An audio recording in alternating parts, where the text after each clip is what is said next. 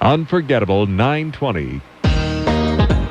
The Oregon School Activities Association welcomes you to this broadcast of an OSAA U.S. Bank Les Shires State Championship event. U.S. Bank is proud to celebrate its 27th year of supporting OSAA state championships. Les Schwab Tires celebrating more than 55 years of pride in performance. Now enjoy the greatest sporting event around, a high school state championship.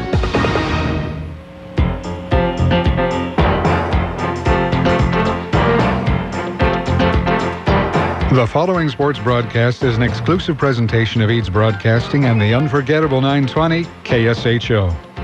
Welcome to the Oregon School Activities Association U.S. Bank Les Schwab Tires State 5A Boys Football Playoffs.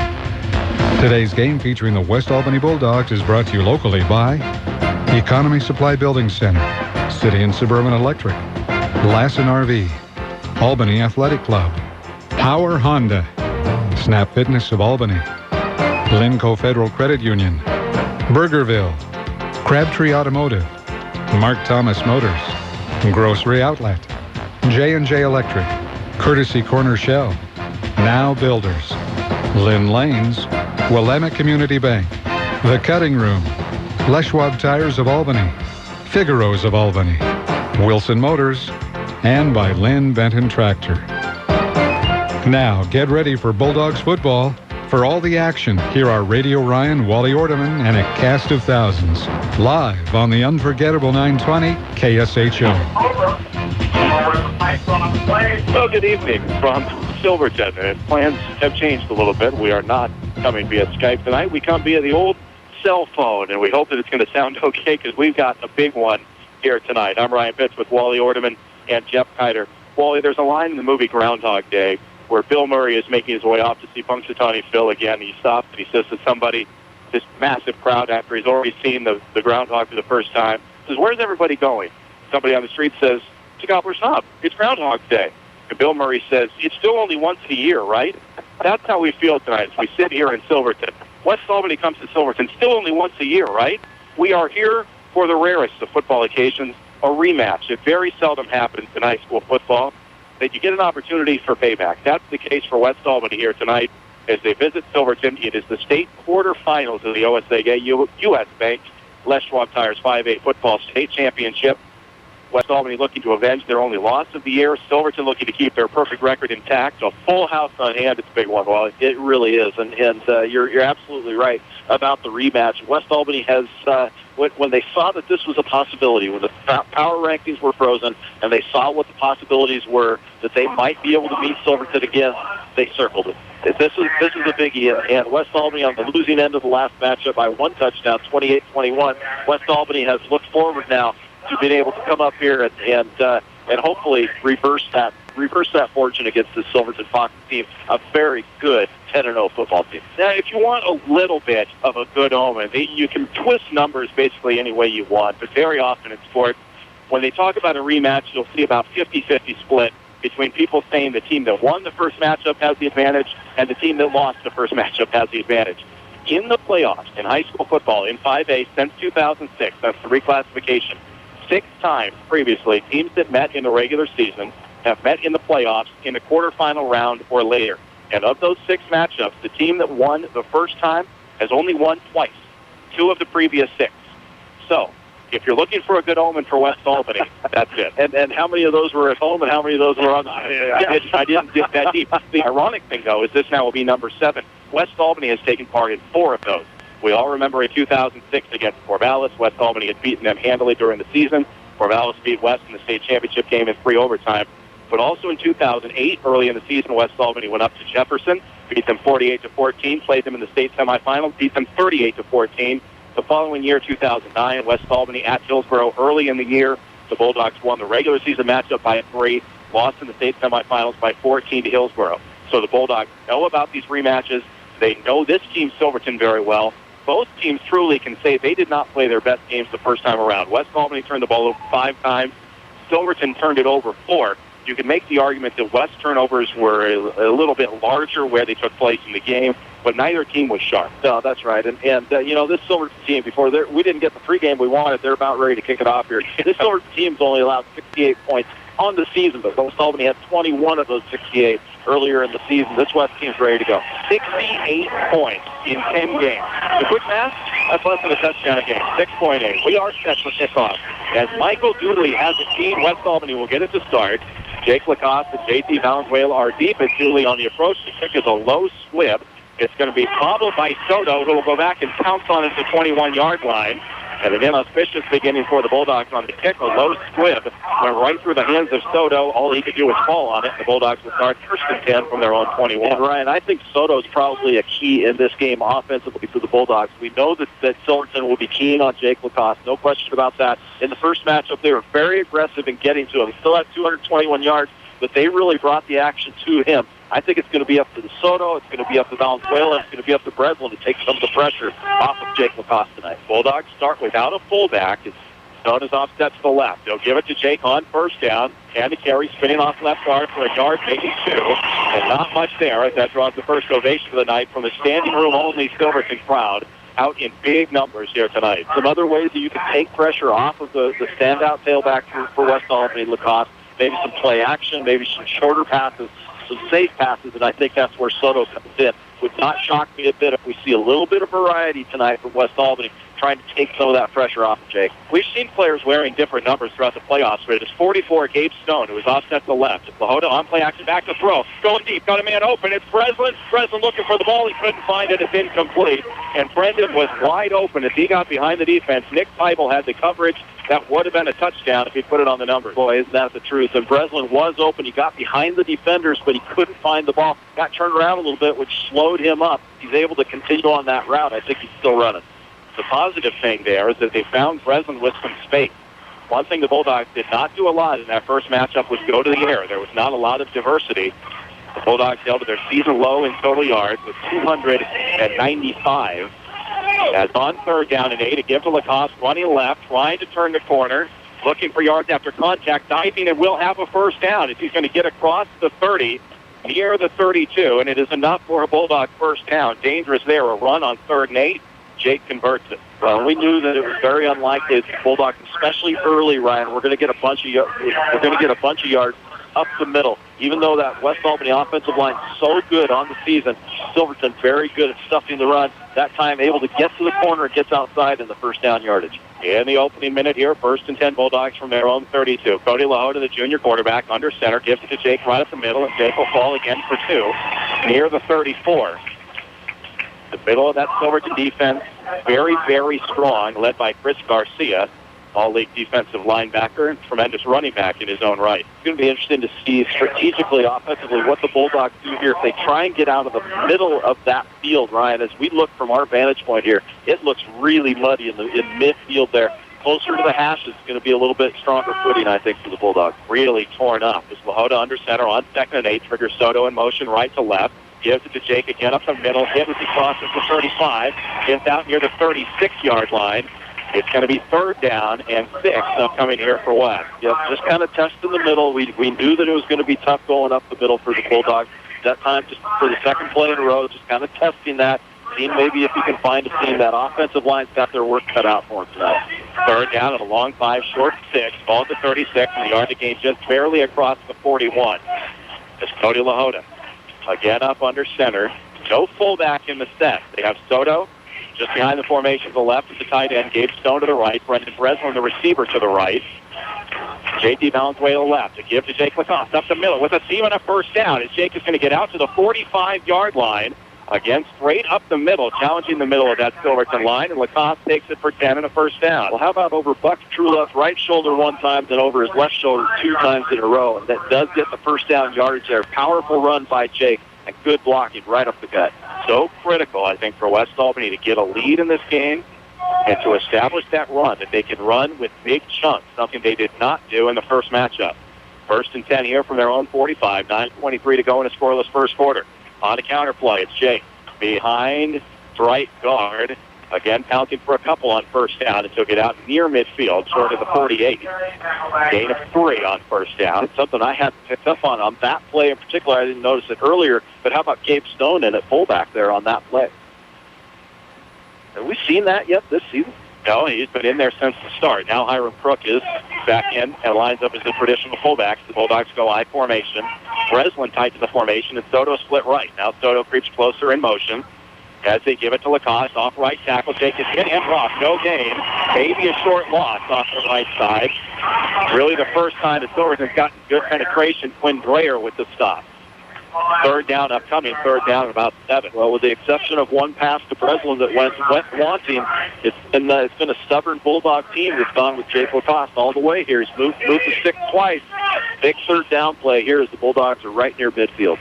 If they decide to run it again, they ran it on 3rd and 8 for their initial conversion. Ran it on 3rd and 6 for a second conversion. 3rd and 7 now from their own 49. Soto in motion, right to left. Lahota under center, I formation. Cody on play action, back to throw. Setting up, throwing deep over the middle, looking for Breslin, makes the catch inside of the 25-yard line and down to the 24 as Brendan Breslin in traffic makes the grab and another Bulldog first down. And one key right there, he had positioned himself perfectly, Ryan. It was a great play by Breslin because he separated himself a little bit, and then as the defender tried to come back to him, Breslin was between him, the defender, and the ball. Perfectly played, but also had 6 inches on the defender as well. Breslin got listed, I'm not sure how tall he is, but he's got to be about 6'1", 6'2", and was towering over the defender on that play. They list him at 6'2". He's got a great vertical leap. 1st and 10 from the 25, ball right in the middle of the field. It's on a little option play. They'll give it to the fullback. Now pitching out to Jake. Coming right, breaking a tackle on the right sideline, and out of bounds near a first down. I was fake. Everybody was. Cody and Hiram Crook seem to be running the read option right up the middle, and all of a sudden Jake Lacoste got the ball bouncing out right. He's bumped out at the 16. It's a gain of 9, 2nd and 1. That's a beautiful play. Very, very deceptive. From our angle here, we have a decent angle on this right now. We're not as high as we typically are, but decent angle. I was completely fooled.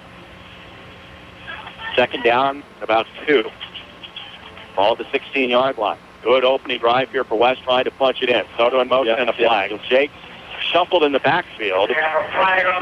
Started just a beat early, and our first flag will set West Albany back 5 yards, and that's a big penalty. It turns 2nd and 2 into 2nd and 7. Well, Ryan, this drive already has been productive for the Bulldogs. They've moved virtually the length of the field here. They've taken a lot of time off the clock, and Silverton has not been able to have the ball. West Albany starting with possession in this game. Mission accomplished. Regardless of whether you get into the end zone or not, certainly you've got a field position battle you're going to have all game long, and West Albany has controlled the line of scrimmage here for this entire first half of the first quarter. 2nd down, about 7 for West, back at the 22-yard line. Soto again in motion. Crook and Lacoste behind Lahota to give to Jake.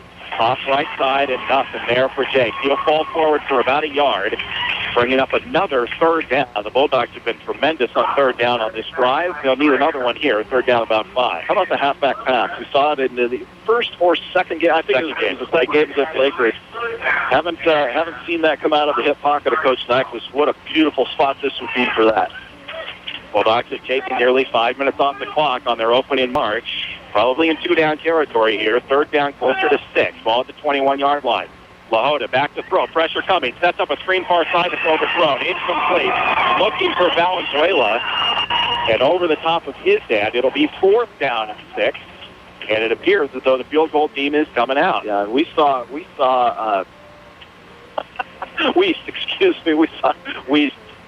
absolutely bombing some practice field goals in the pregame there.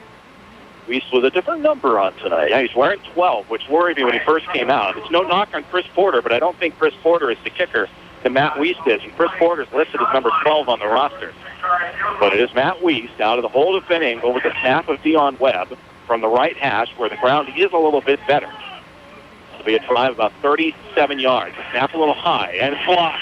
It is blocked. Loose on the ground. Silverton's going to pick it up and fall across the 35 to the 36. And a huge momentum boost, as I'm sure you can hear around us.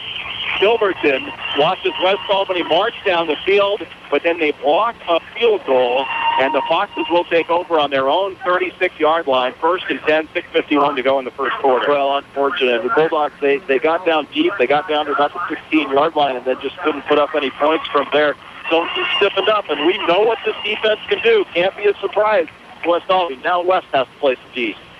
As they whistle it, good to go. Cole Chandler under center, and on play action back to throw. He's looking over the middle for Preston Kirk, who makes the sliding catch inside of the 45 and down near the 42-yard line. Preston Kirk, a tremendous athlete, 6'1", 175, and a senior.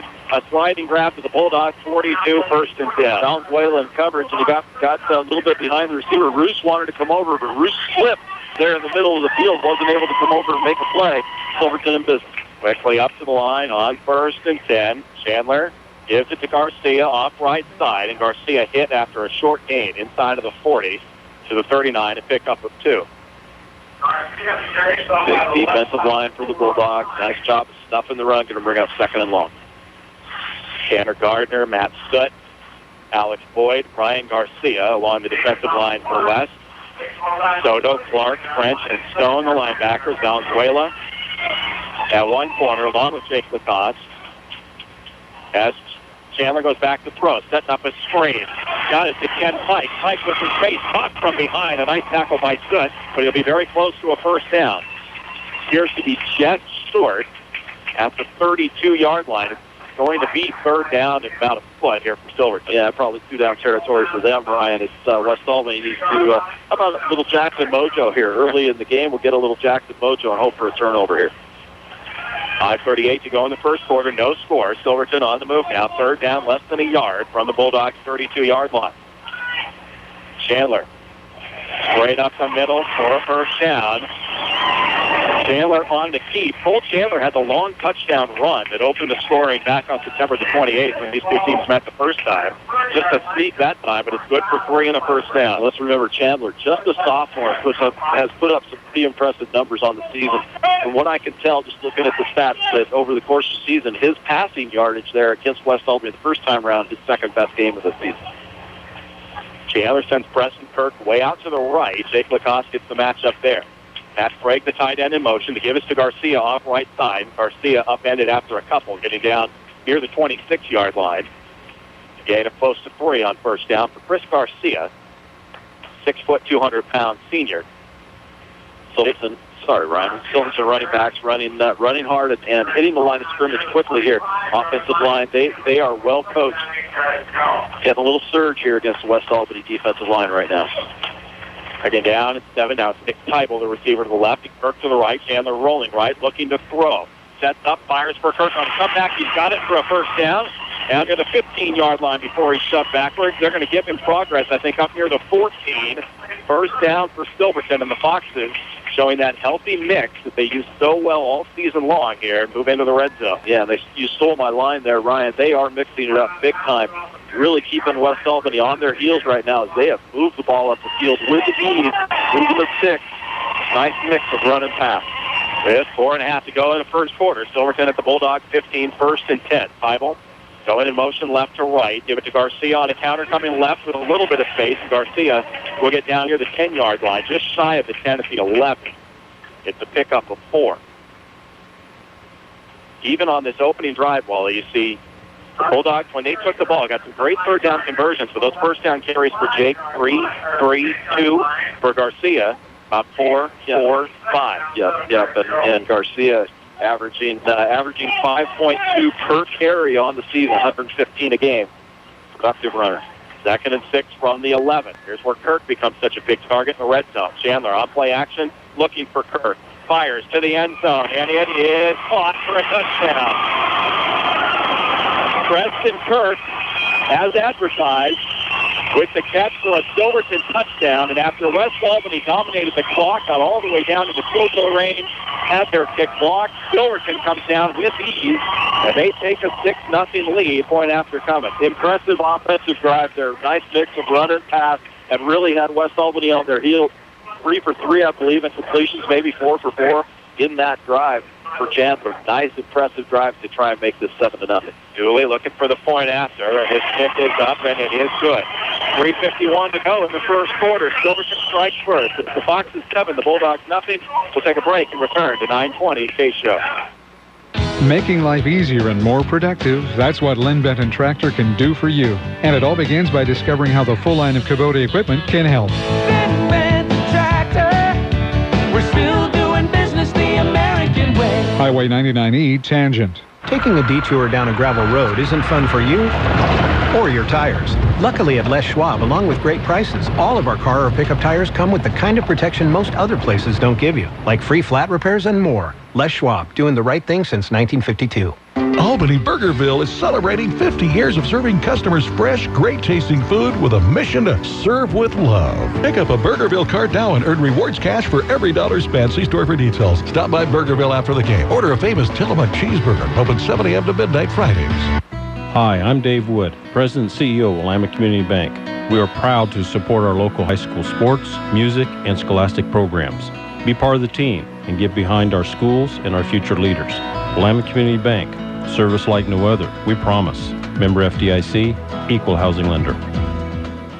America's best music and the news you need. This is 920 KSHO, Lebanon, Albany, Corvallis. Now, Silverton down the field pretty easily on their first possession. West Albany returning the kick with Anthony Thompson knocked out shy of the 20. He'll go out of the 19-yard line, and West Albany will start 1st and 10. It was an impressive opening march, Wally, for West Albany, but a penalty, a costly one, on a 2nd and 3 forced the Bulldogs back. They wound up having to try a 37-yard field goal, which was blocked, and Silverton made it look pretty easy on their first march. Well, here's the deal with that. You would think that a 5-yard penalty, that hasn't had a lot of impact on the Bulldogs over the course of the season because you have so much confidence in what Jake Lacoste can do in the backfield. But against this particular defense, that 5 yards really hurt him. Now the Bulldogs go to work. A little early to call this a must-score possession, but it's pretty close. They'll give it to Jake Lacoste and Rock. Nothing there up the middle. Give him a yard to the 20. I think it was Dreyer again in the backfield.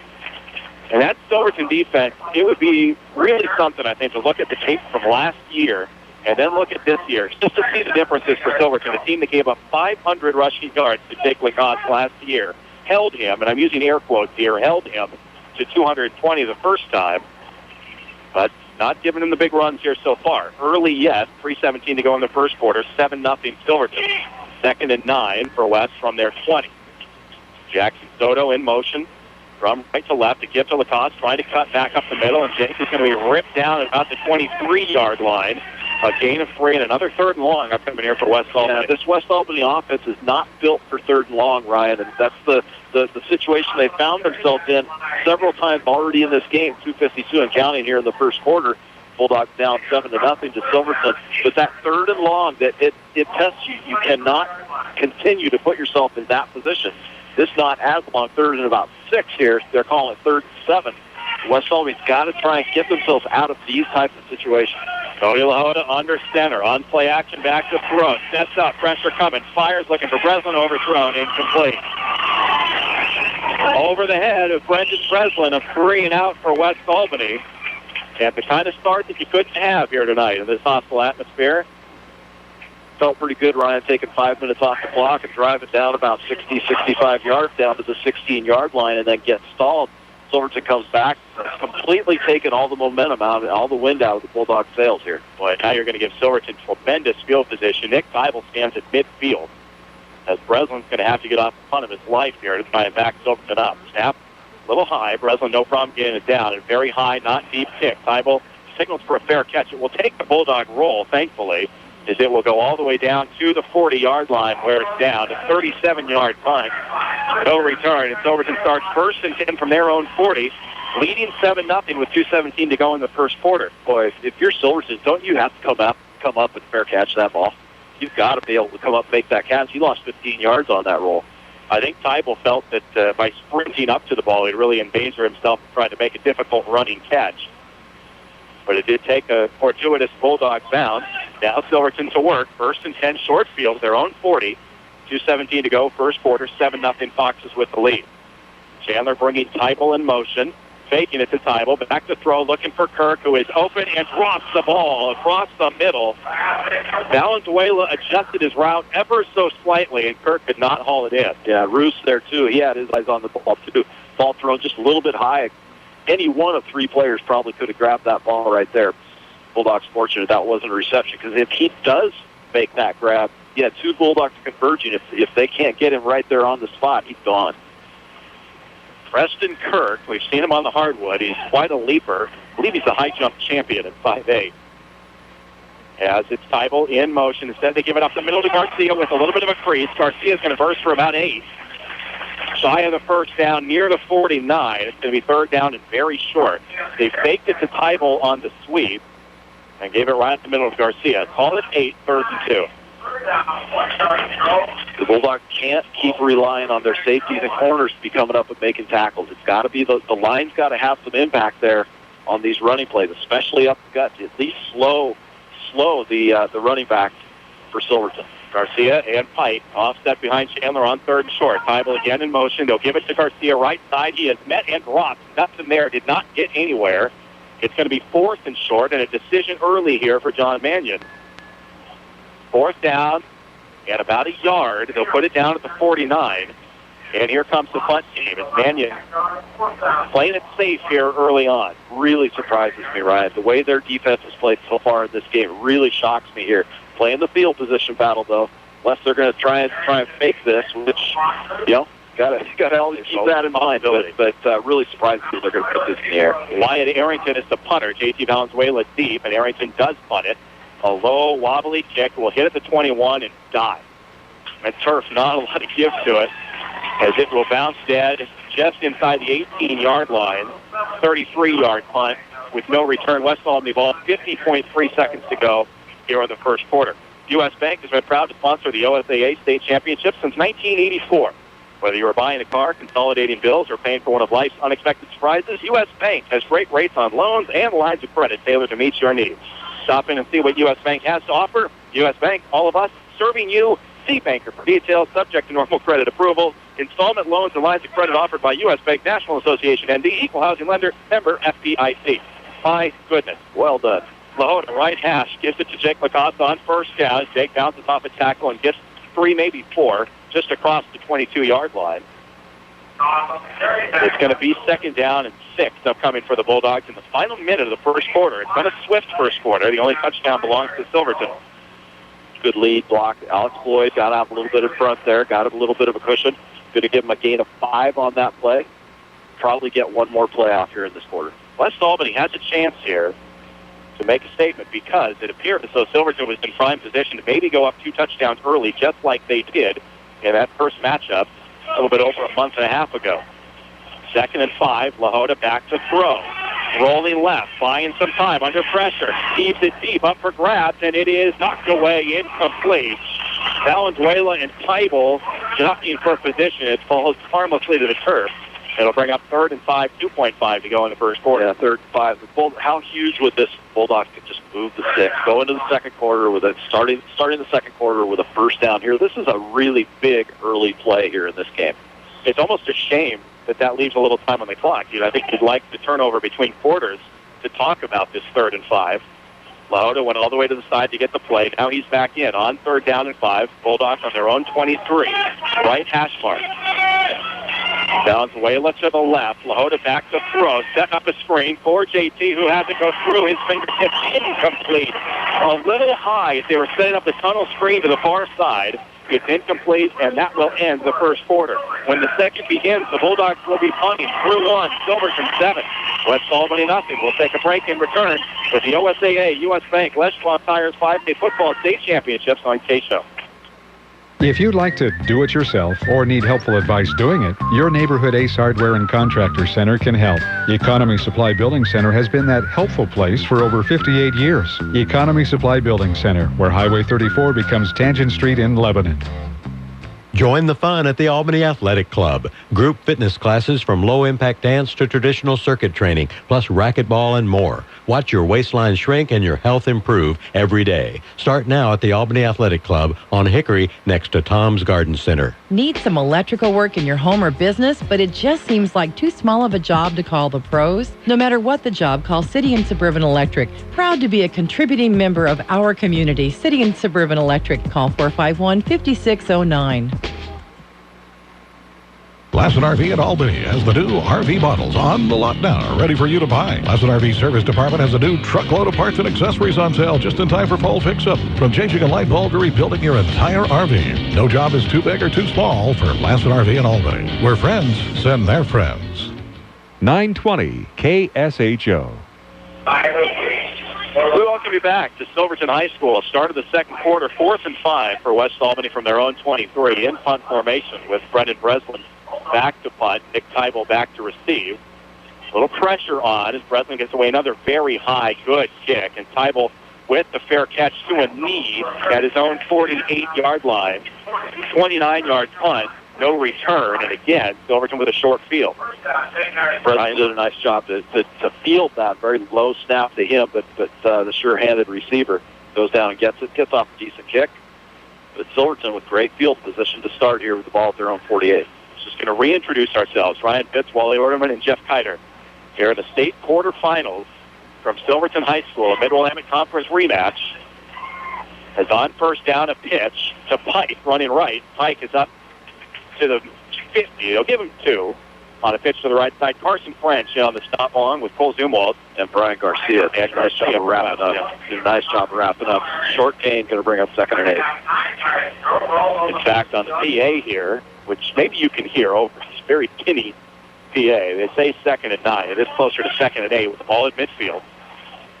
Silverton with a bunch backfield. Pike and Garcia both behind Chandler. Chandler back to throw, rolling right. Buying some time.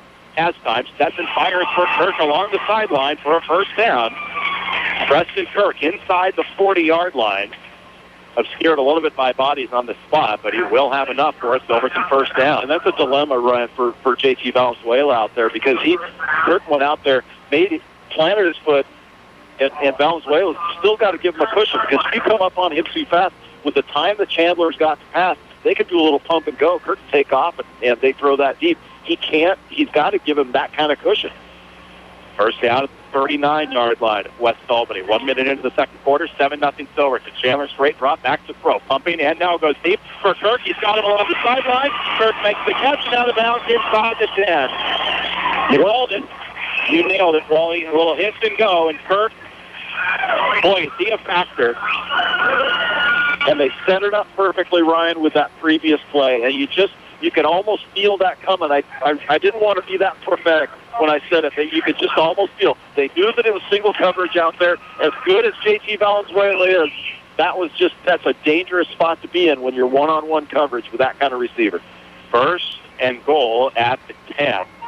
Garcia and Pike behind Chandler. Fox is looking for a 2-score lead. They give it to Pike left side. Wrapped, breaks one tackle, and they're going to be gang tackled as he gets not much off left. Maybe a half yard for Pike. Down in that area of the field where it's a little difficult to ascertain field position, but Pike will give him a foot. 2nd and 10.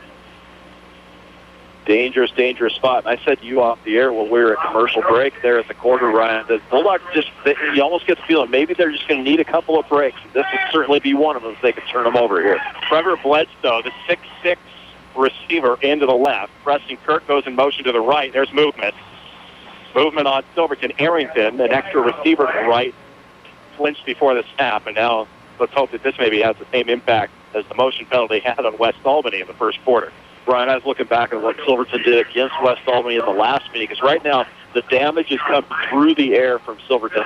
If they passed for 172 yards, 15.5 yards per reception against the Bulldogs last time. They rushed for 218, 5.5 a carry, but really right now what we're seeing is they are dedicated to doing the damage through the air. They'll be very effective.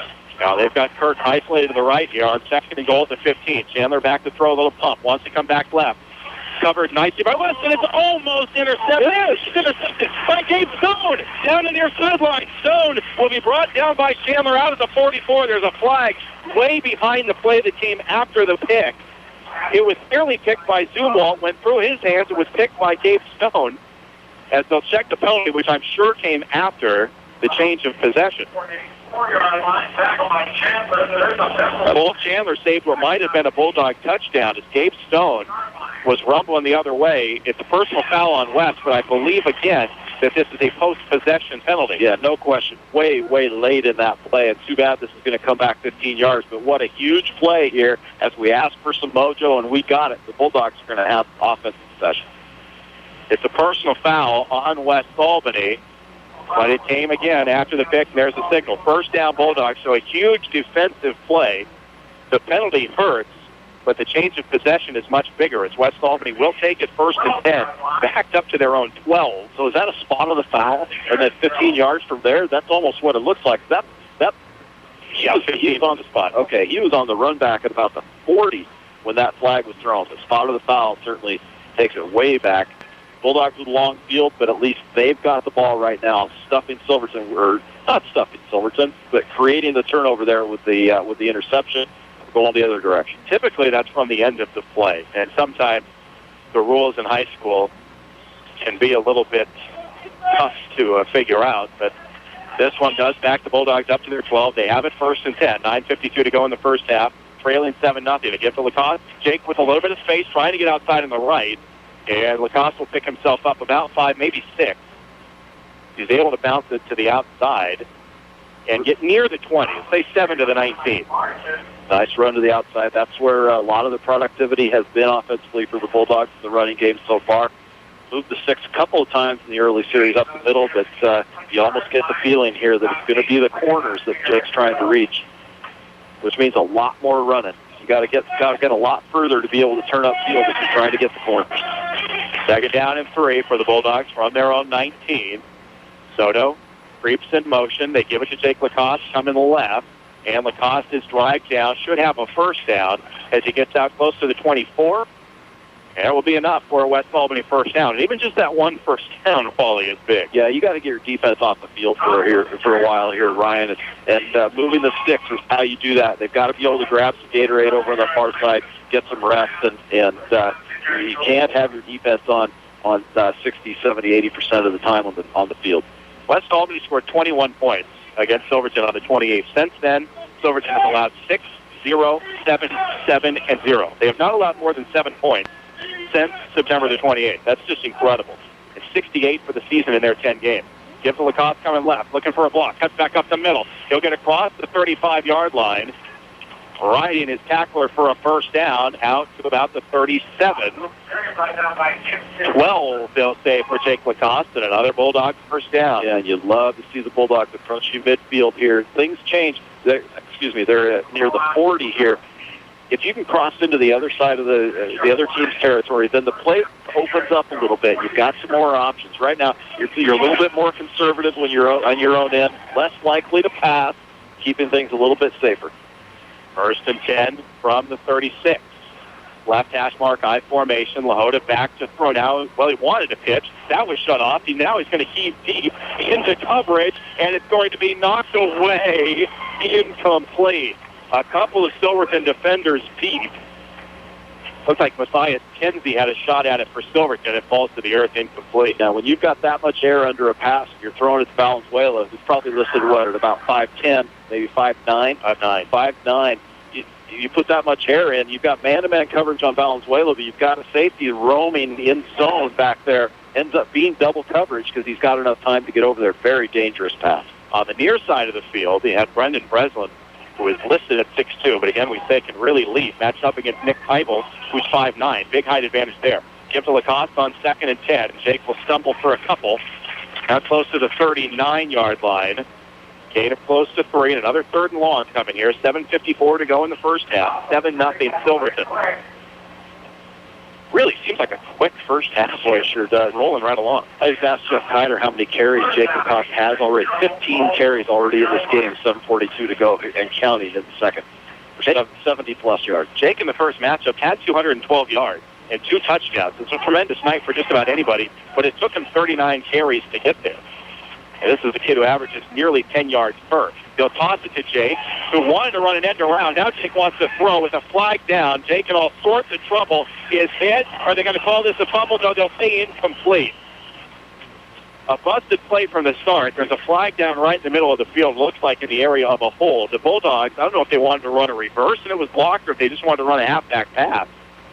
But that was dead from the start. We'll check the flag. You know, we've wanted maybe a little bit more diversity in what the Bulldogs are doing. I think we saw 3 different types of things that maybe we haven't seen so much over the course of the season. But I think you're right. I think originally that was designed to be a reverse, but maybe the choice of Jake's as to whether he hands it off or not. Then it looked like he wanted to bring it back and pass.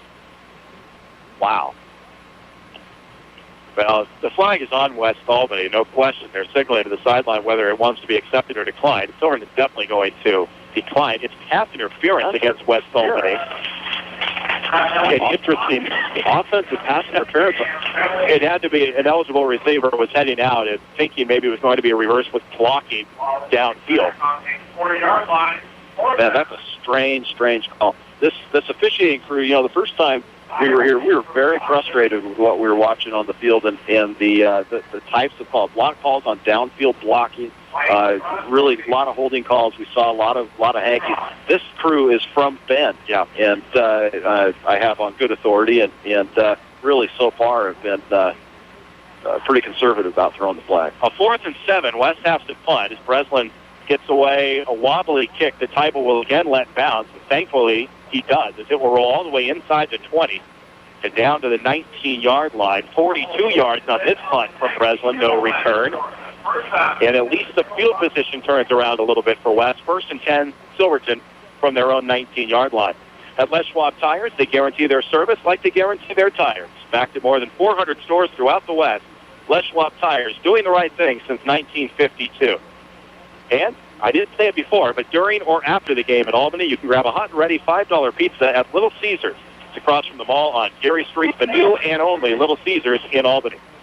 1st and 10, Silverton from their own 19. As Chandler on a toss to Garcia, coming right, and that's sealed off nicely by West Albany. Nothing there. Joey Roos was the first one in, and Gabe Stone finished it off. Boy, Stone was in there early, and Roos able to just really finish off the play. That was just great defense there. The Bulldogs read it perfectly here. When you guess correctly defensively, good things are going to happen. And stuff that for no gain, 2nd and 10. Now the Bulldogs could really use a 3 and out here and get the ball back with some decent field position. They trail 7-0 with 6:35 to go in the first half. Chandler on play action back to throw. Straight drop. Looking over the middle. Has a man, and it's incomplete. Intended for Matt Craig, who tried to one-hand it in across the 40. He had a step.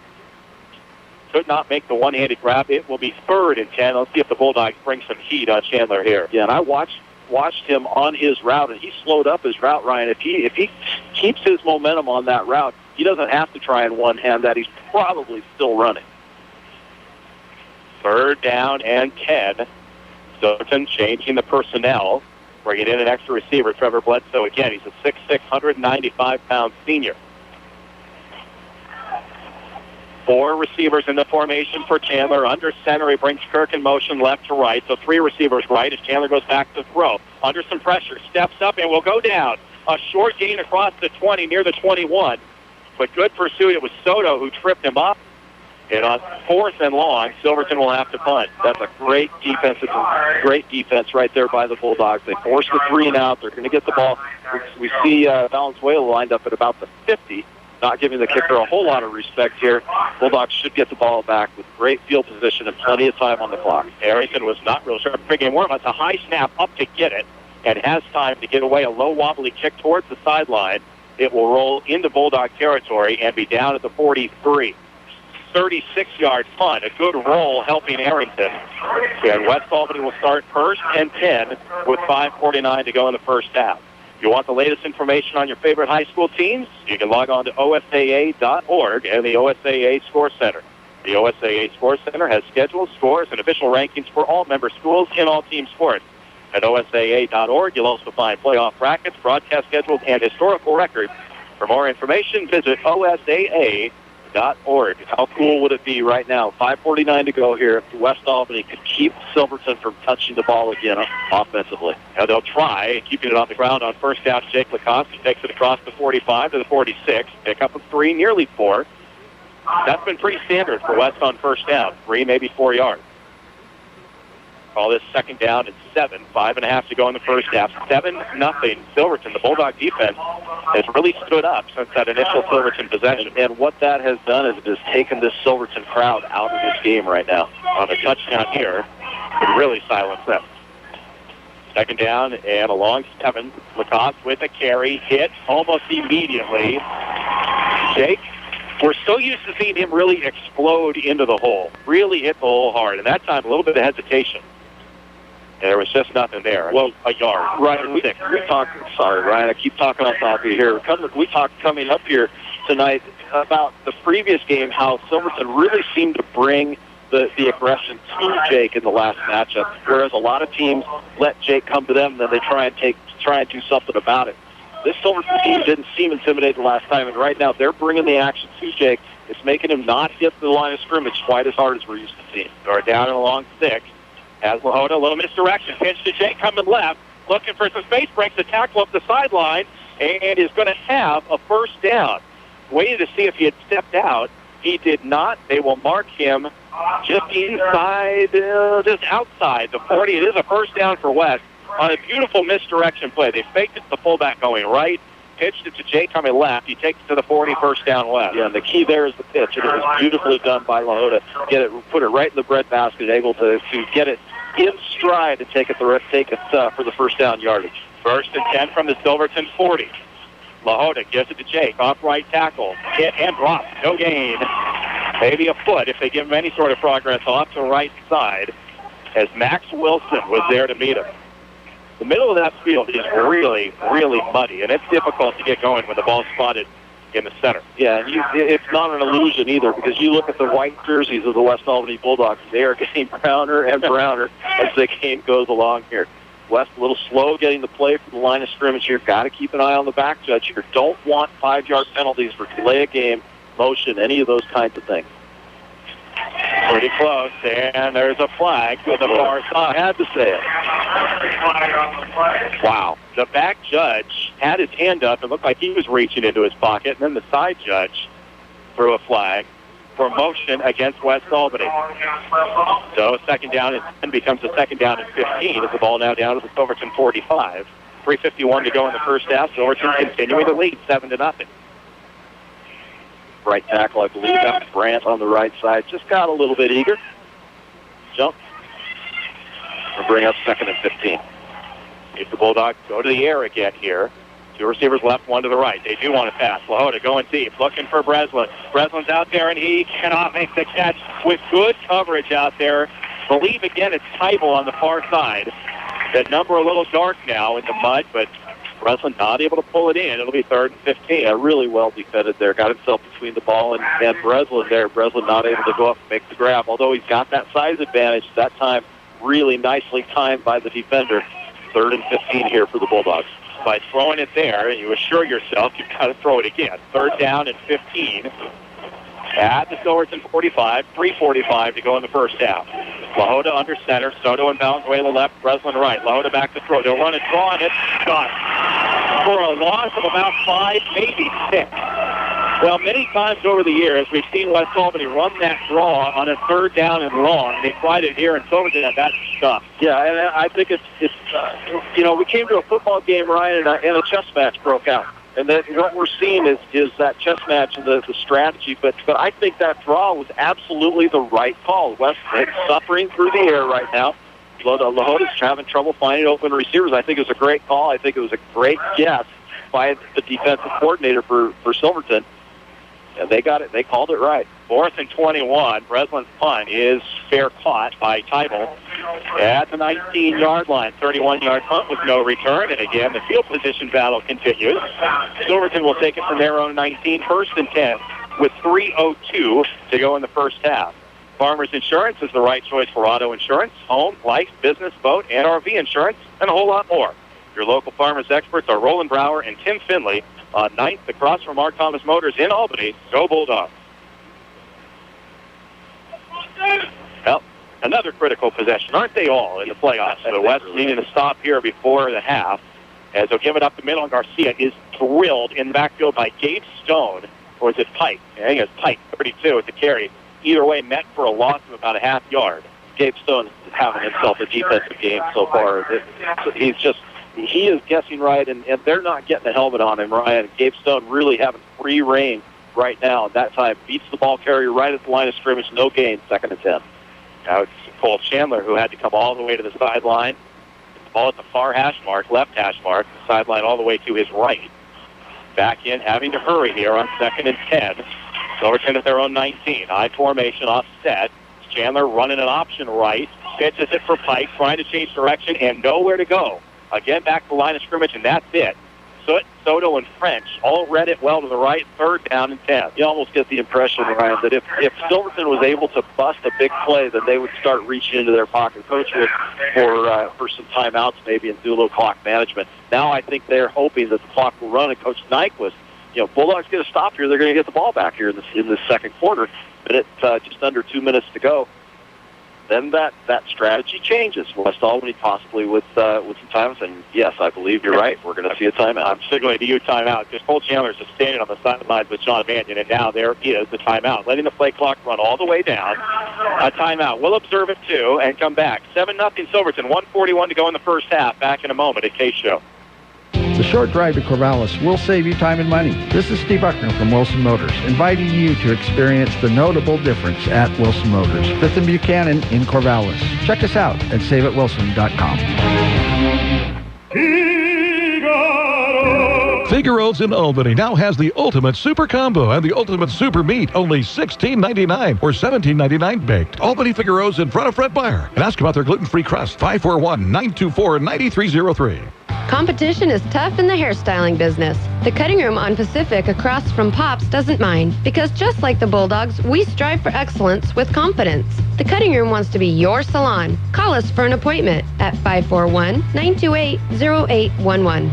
Just like the Bulldogs, Courtesy Corner Shell gives you everything they have every time you drive in. Fast and friendly service, windows always clean. Non-ethanol fuels for small engines, boats, and vintage cars available. You can't beat Courtesy Corner Shell near Queen on Pacific Boulevard. They'll be happy to see you.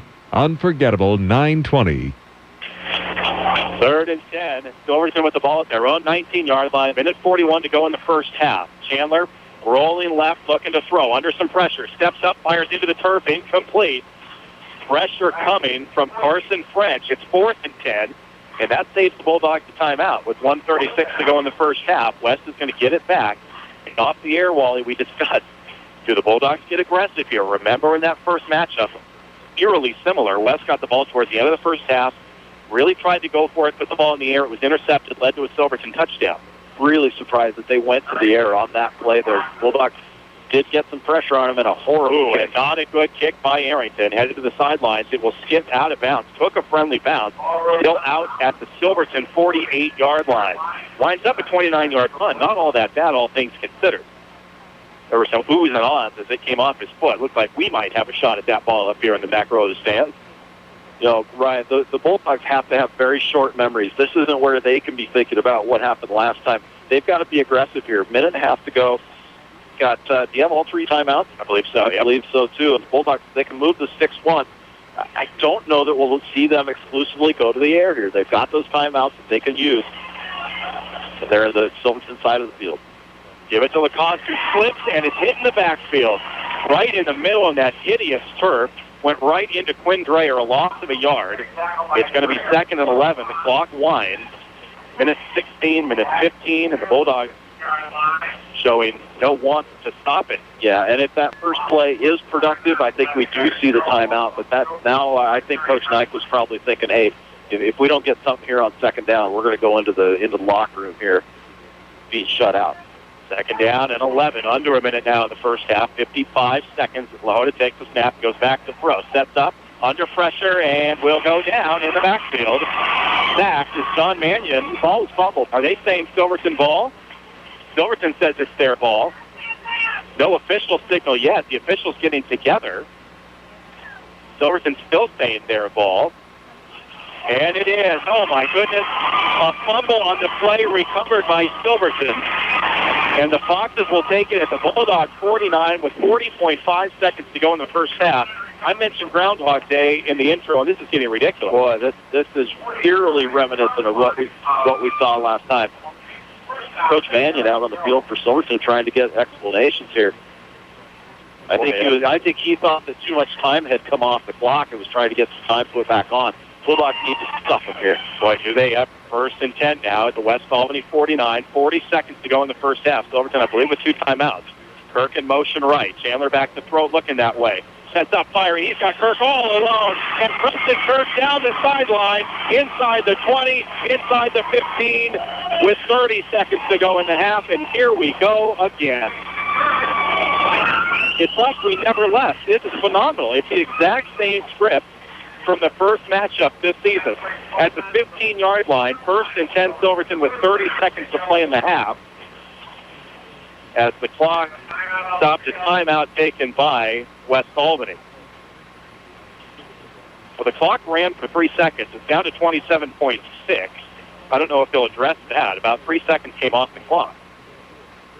The Silverton coach is seeing the same thing that we do. They're pointing up to the clock. It was at 30.3. It ran down to 27.6. And bias aside, Silverton is correct. It should be at 30.3. And I'm asking the same question everybody is at home. Why would West Albany call a timeout in that situation? Clock was going to wind. You want time off the clock now. You don't want to give Silverton an opportunity here. I'm not quite sure why West would call that timeout right there in that spot. You know, the thought would be that they need to regroup. I'm not sure. There's a lot of bodies, and there's a post down here where that play ended. We don't have the great view that they do at the upper levels, but I thought perhaps Kirk was knocked out of bounds, in which case the clock would have been dead until the snap. In any instance, Brian Bell out to talk to his defense and asking them to make another big play in the red zone. Silverton will get the ball to start the second half and could really step on the throat of the Bulldogs if they score here and get the ball and move to start the third quarter. First and 10 from the West Albany 15. 27 seconds to go in the first half. Chandler on a slant, and he threw it behind his intended target. Incomplete. Jake Lacoste in coverage back there at corner. Here defensively, I don't know that we've seen him in defensively yet in this game, have we? Okay. I had missed that, but he's in on the coverage right there. You know, Ryan, that the pass play that got them down to this point, got the Foxes down there, Bulldogs have not been able to get a bunch of pressure on Chandler, the quarterback here, and that time you have all sorts of time to get that throw off. Second and 10 from the 15. Chandler back to throw, looking to set up a screen, looking for Pikey. Overshot it, incomplete. 20 seconds to go in the half, and it'll be third and 10 at the 15. Well, I don't know what kind of kicker they have, but I've got to guess that they're going to maybe even take a shot at the end zone here on this play. And then, if they've got a kicker, but it would be a long field goal as far as high school standards go.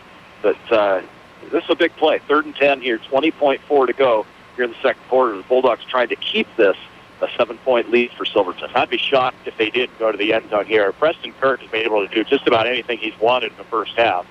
He's got the space. He's got separation. They'll match him up now with Jake Lacoste off to the left. Way on the wide side of the field here. Third and 10 from the 15. Chandler, a long count, back to throw, looking left, a pump and go. Kirk all alone, touchdown Silverton. Jake Lacoste hit on the play fake, and Preston Kirk in the back of the end zone, wide open. Deja vu, big time here at Silverton tonight. 14-0 Foxes with 16 seconds to go in the half. Boy, Ryan, and we were watching that on the far side. You could see that matchup there as Jake Lacoste came on coverage, lined up nose to nose with Kirk on that far side. Just one simple little move, shoved Jake aside, and all alone in the end zone. Safety couldn't come over and get it. The snap is high. The kick is lined right through, and with 16 seconds to go in the first half, not a back-breaking score, but a big one. 14-0 Silverton. We'll take a break and return to KSHO. Staying on top of your savings can be like staying on top of a mechanical bull or an extreme ski slope. But U.S. Bank makes saving easy with Start. Savings today and rewards tomorrow lets you save slow. Yes. Or fast. Woo-hoo! Save $1,000, earn a $50 U.S. Bank Rewards Visa card. Keep the balance for a year and get another $50.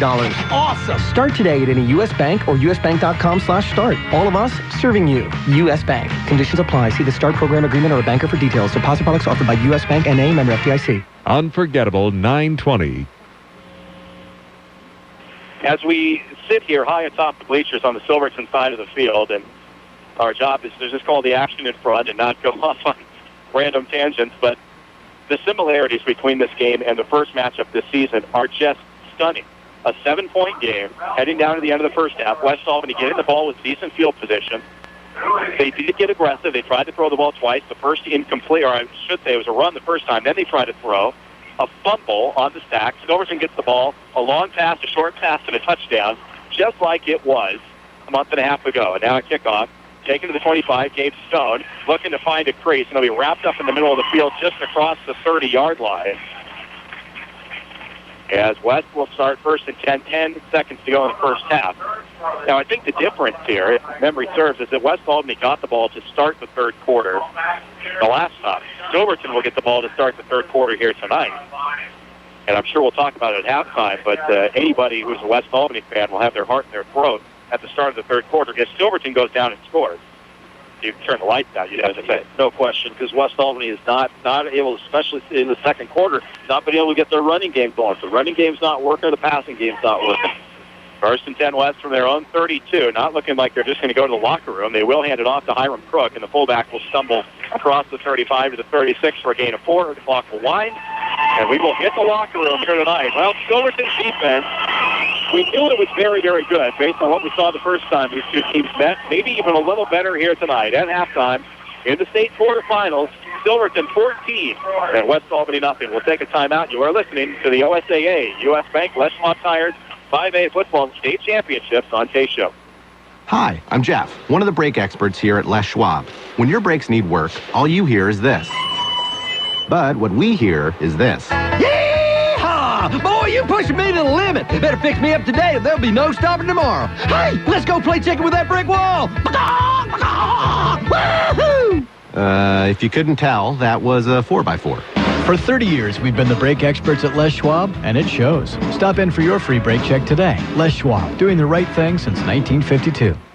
Now is the time to buy a car at Mark Thomas Motors. 4 generations in the auto business and here to stay. Mark Thomas Motors is big on supporting local events. 3 locations in Albany, Dodge, Chrysler, Jeep, Hyundai, GMC, Buick, Pontiac. Now is the time to buy a car at Mark Thomas Motors in Albany. The mission of Now Builders is treat every job like it's their only job, no matter how big or small, and they don't stop until their customer is 100% satisfied 100% of the time. Check out their portfolio of fine work at nowbuilders.com. Call Now Builders at 541-926-2858. America's best music and the news you need. This is 920 KSHO, Lebanon, Albany, Corvallis. Back here at Silverton High School, Ryan Fitz alongside Wally Ordeman and Jeff Kiter, Brian Holman, our engineer, on the spot here tonight. 14-0, Silverton with the lead at the half of berth in the state semifinals at state. It is just incredible the difference a year can make. Silverton has been a competitive team for many years. I mean, they've been solid in the league. A losing record in 2009 and 2010, but then last year, up to 8-3. They were in the hunt for a Mid-Willamette Conference championship, finished 5-2 in the league. West Albany won the league last year at 6-1. But this year, whether it's something scheme-related, whether it's just a new hunger, Silverton's defense is virtually impenetrable. They have allowed just 68 points on the season. That is the lowest total in 5A since the 2007 Bulldogs allowed 76, albeit that was in 14 games. But Silverton is just cycling. We're not used to seeing West Albany with a 0 at half. No, we really aren't. And for the West Albany fans, both here and at home listening, it's got to be a frustrating situation here. We're used to watching Jake Lacoste be able to pick his spot and really run at random. And for the second time this season against this Silverton team, those yards are becoming harder and harder to come by. They had some success there in the first half, or in the first quarter, moved the sticks a few times. But I think footing is becoming an issue. I think confidence is becoming an issue for this West Albany running game right now. And things are going to have to be mixed up a little bit. They're going to have to get more diverse because right now, Silverton is they have great scheme against the pass. They're getting double coverage anytime the ball's put in the air, and which means they don't feel like they have to dedicate as many players to the box to stop Jake. It's a combination here that West Albany's got to try and get remedied here at halftime. And I don't know the solution. I really don't. But if you can drop that extra player back in coverage, in a game where you know the team, your opponent has to go back and pass quite a bit more. It's a recipe that West Albany doesn't like to, or a situation West Albany doesn't like to be in here. Down 14-0. You're a running team on a sloppy field against a good defensive team. It's going to be a tough second half. It's going to be very tough because obviously the bread and butter for the Bulldogs is Jake Lacoste and running the ball. If you make the Bulldogs a pass-only team in the second half, then you can really just sit back, break some pressure, and then drop 5 or 6 into coverage and take your chances. It would be a very tall task for West Albany, particularly not to beat this point into the ground, but particularly if Silverton scores on the first drive of the third quarter. That really changes what the Bulldogs would have to do offensively. If you start running out of time, you basically take Jake Lacoste out of the game. That's right. And you mentioned the defense, and you mentioned Silverton getting the ball in the first possession of the second half. Here's the deal. West Albany's going to have to start taking some chances defensively. If they want to create some turnovers, and they're going to have to take chances, one, by trying to get more pressure, maybe bringing somebody else up, a little more blitzing, trying to get more pressure on the sophomore Chandler. He's looked very confident back there, but you can when you're not running for your life. And right now they're protecting him very well. He's got time to pick his spots. West Albany a couple times, especially there toward the end of the second quarter, we're getting some pressure on him. But then in that last drive, you had all sorts of time. And when you've got somebody like Preston Kirk out there running routes, you've got a heck of a target. And West Albany, defensively, they're either going to have to try and get more pressure on him to light him up, or they're going to have to dedicate somebody else defensively to cover the pass. That's dangerous too, because you have Garcia in the backfield here that can run rampant. We saw that in the first matchup too. It's a tough situation to put your defense in here, but time and time again over the course of the season, we've seen this defense step up, but they're going to have to do it on the first possession. You know, we talked a couple of times during the season, and I know we brought it up more towards the end of the year, that the penalties were going to become a bigger deal for West Albany as we got into the playoffs. Those little penalties, 5 yards for motion, a personal foul, were going to loom large. And you think of 2 occasions in the first half when West Albany was moving on their first drive, had a chance to really make a statement and score on their opening possession, had a second down and short, and had a 5-yard false start penalty. That turned into a blocked field goal. Then later in the half, when Silverton seemed to be going in for a 2-score lead, West Albany got the interception by Gabe Stone. He had a good return all the way out to the 46. Bulldogs looked like they would get good field position. Personal foul on the return backed them all the way up to their 12. That's 2 plays in a very long first half, but those are 2 huge penalties. That's something that you just can't have in the playoffs. That's right, and when Jeff Kiter gives his stats here shortly, we're going to find that this wasn't a very heavily penalized first half. The numbers of penalties are going to be small. The impact of those is going to be large. It is 14-0 Silverton at halftime here in Silverton. I think the whole city is here tonight. And if you're in line right now at the concession stand, good luck. That line weaves back to the corner of the end zone. Those poor folks in the concession stand be scrambling for their life here at halftime. 14-0 on a chilly night in Silverton. Let's take a break, and we'll come right back to 920 KSHO. We're Linco Federal Credit Union. Keep your money in Lynn County with Linco Federal Credit Union. Enjoy a visit with one of our friendly staff at a neighborhood branch near you today. Linco Federal Credit Union in Albany, Lebanon, and Sweet Home. In Lynn, you're in. Family owned and operated since 1979, Crabtree Auto stresses the small stuff when it comes to maintaining your vehicle. An oil change every 3,000 miles is a small thing now, but adds up to big rewards down the road. Crabtree Auto's ASE certified technician can help your vehicle maintain its reliability beyond 200,000 miles. Crabtree Auto on Hill Street, just south of 9th in Albany. Unforgettable 920. Back here at Silverton High School, 14-0 Silverton leading West Albany at halftime. Again, a berth in the semifinals next Friday at stake. I am very pleased to welcome in Jeff Kiter. I'm always pleased to welcome you in, but I think I'm pleased on this occasion because you are the messenger here. When they say don't kill the messenger, you get to be the messenger. Tell us about the first half, because it hasn't been real pleasant. I think the stats are going to reflect that. Yeah, it's both sides. It's been a real grinded-out kind of game, and you know, I think Silverton's just take advantage of West Albany's turnovers. You know, Silverton has the one touchdown off the West Albany turnover. West Albany had a chance after the interception to score, and they couldn't put it in the end zone. Tight on the ground all the way around. Jake Lacoste finished the first half with 22 carries, only 82 yards.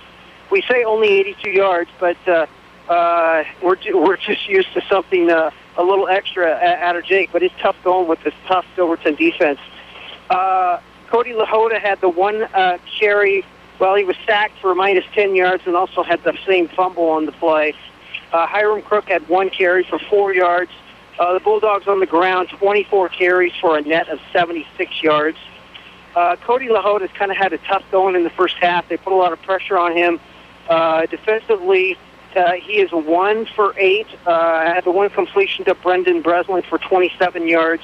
And then Jake had the one pass that was incomplete, so he was 0 for 1.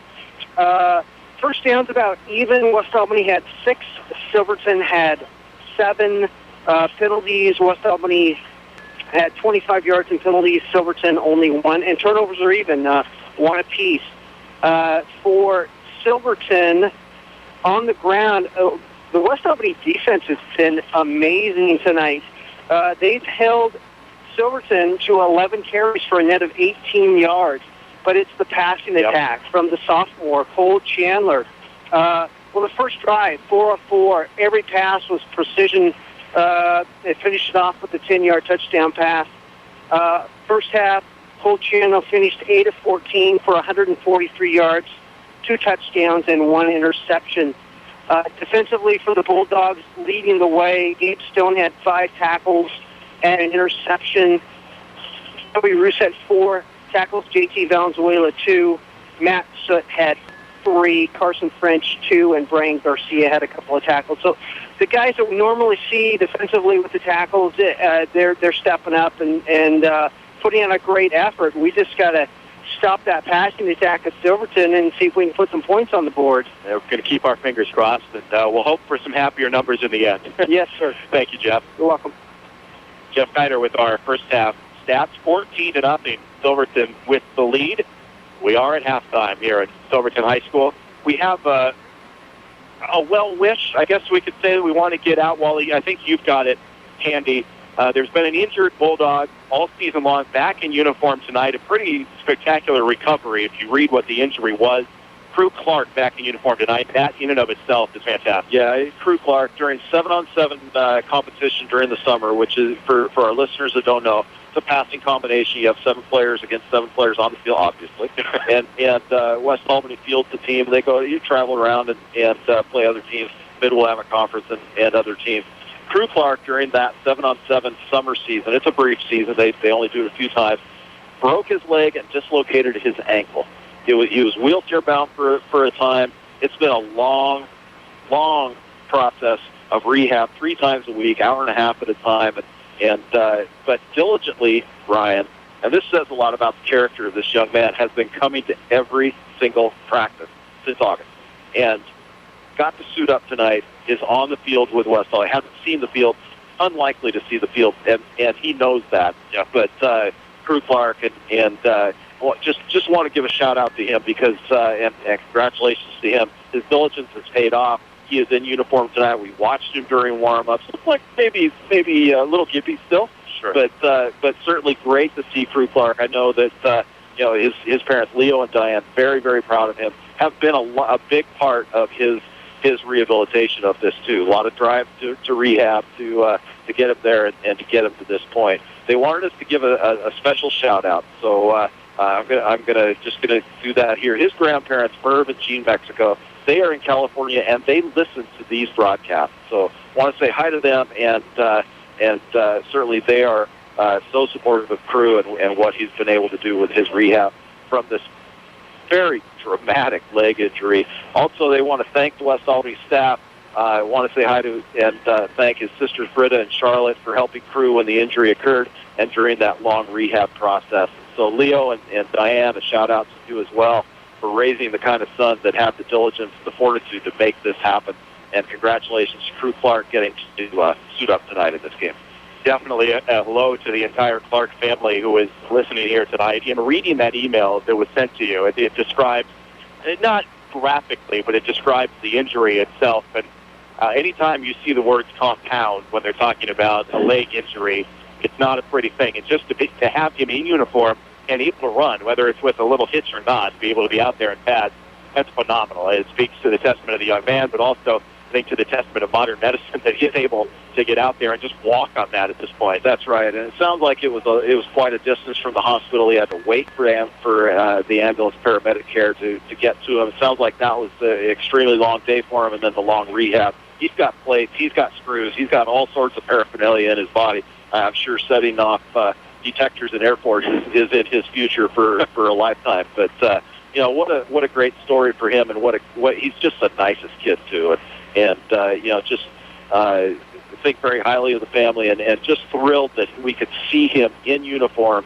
in what we hope is not the last West Albany football game of the season, but certainly it's just great. It's heartwarming to see him out there.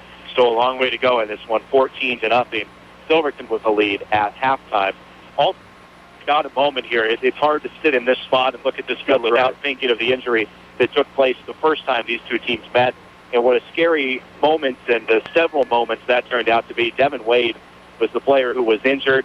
It was on an interception return in the first half. In fact, early in the second quarter of that game back on September the 28th. It seemed somewhat harmless at the time, but Devin Wade continued to lay on the field. The training staff came out, and ultimately you could tell it was a very serious matter. They had to bring out the ambulance, and Devin was taken by ambulance off the field. Did not know at the time what the severity of that injury was. Did not find out until a couple of days later. It was a torn sartorius muscle, and that is actually the longest muscle in the human body. It runs from the hip all the way down through the leg. That muscle was torn. There were a couple other tendons that were torn.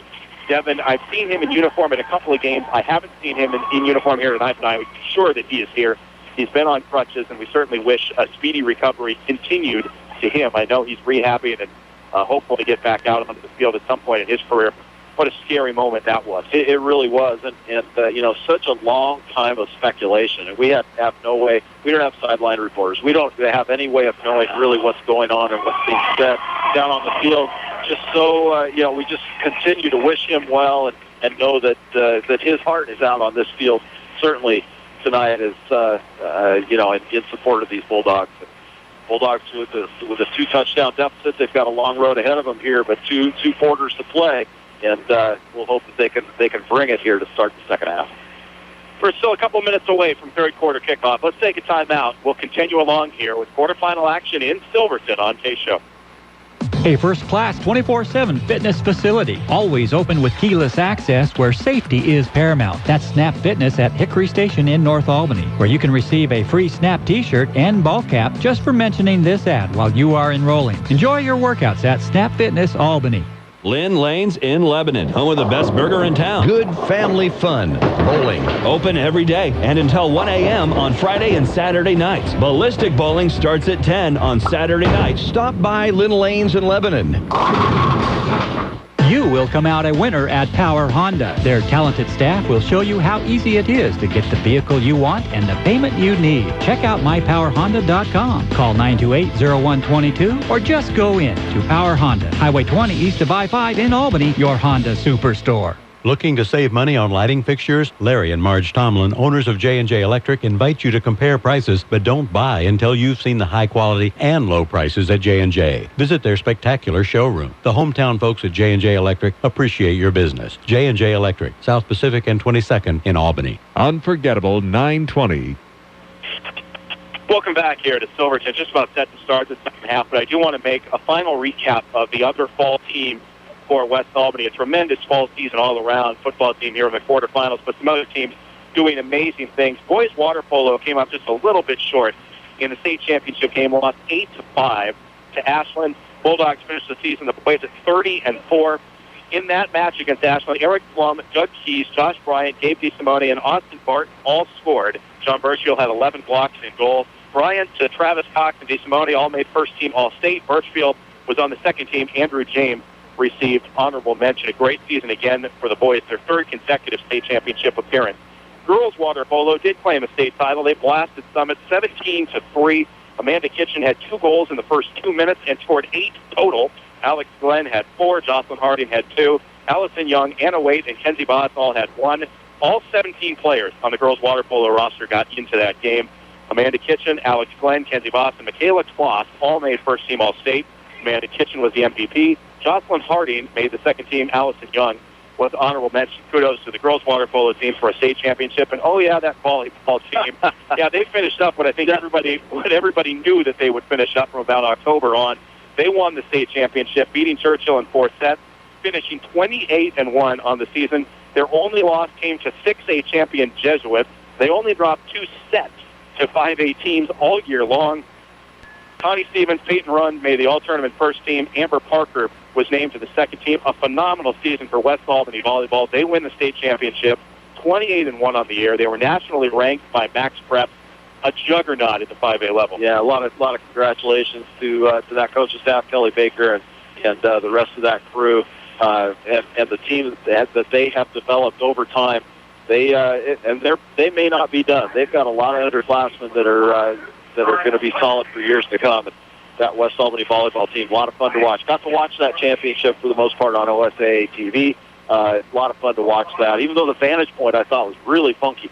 But did get to watch that, and what a thrill to watch them take home that title. Yeah, OSAA.tv. I'm going to tell you a little more about that later in the game. That's something I got here to read to you. It's right in front of me.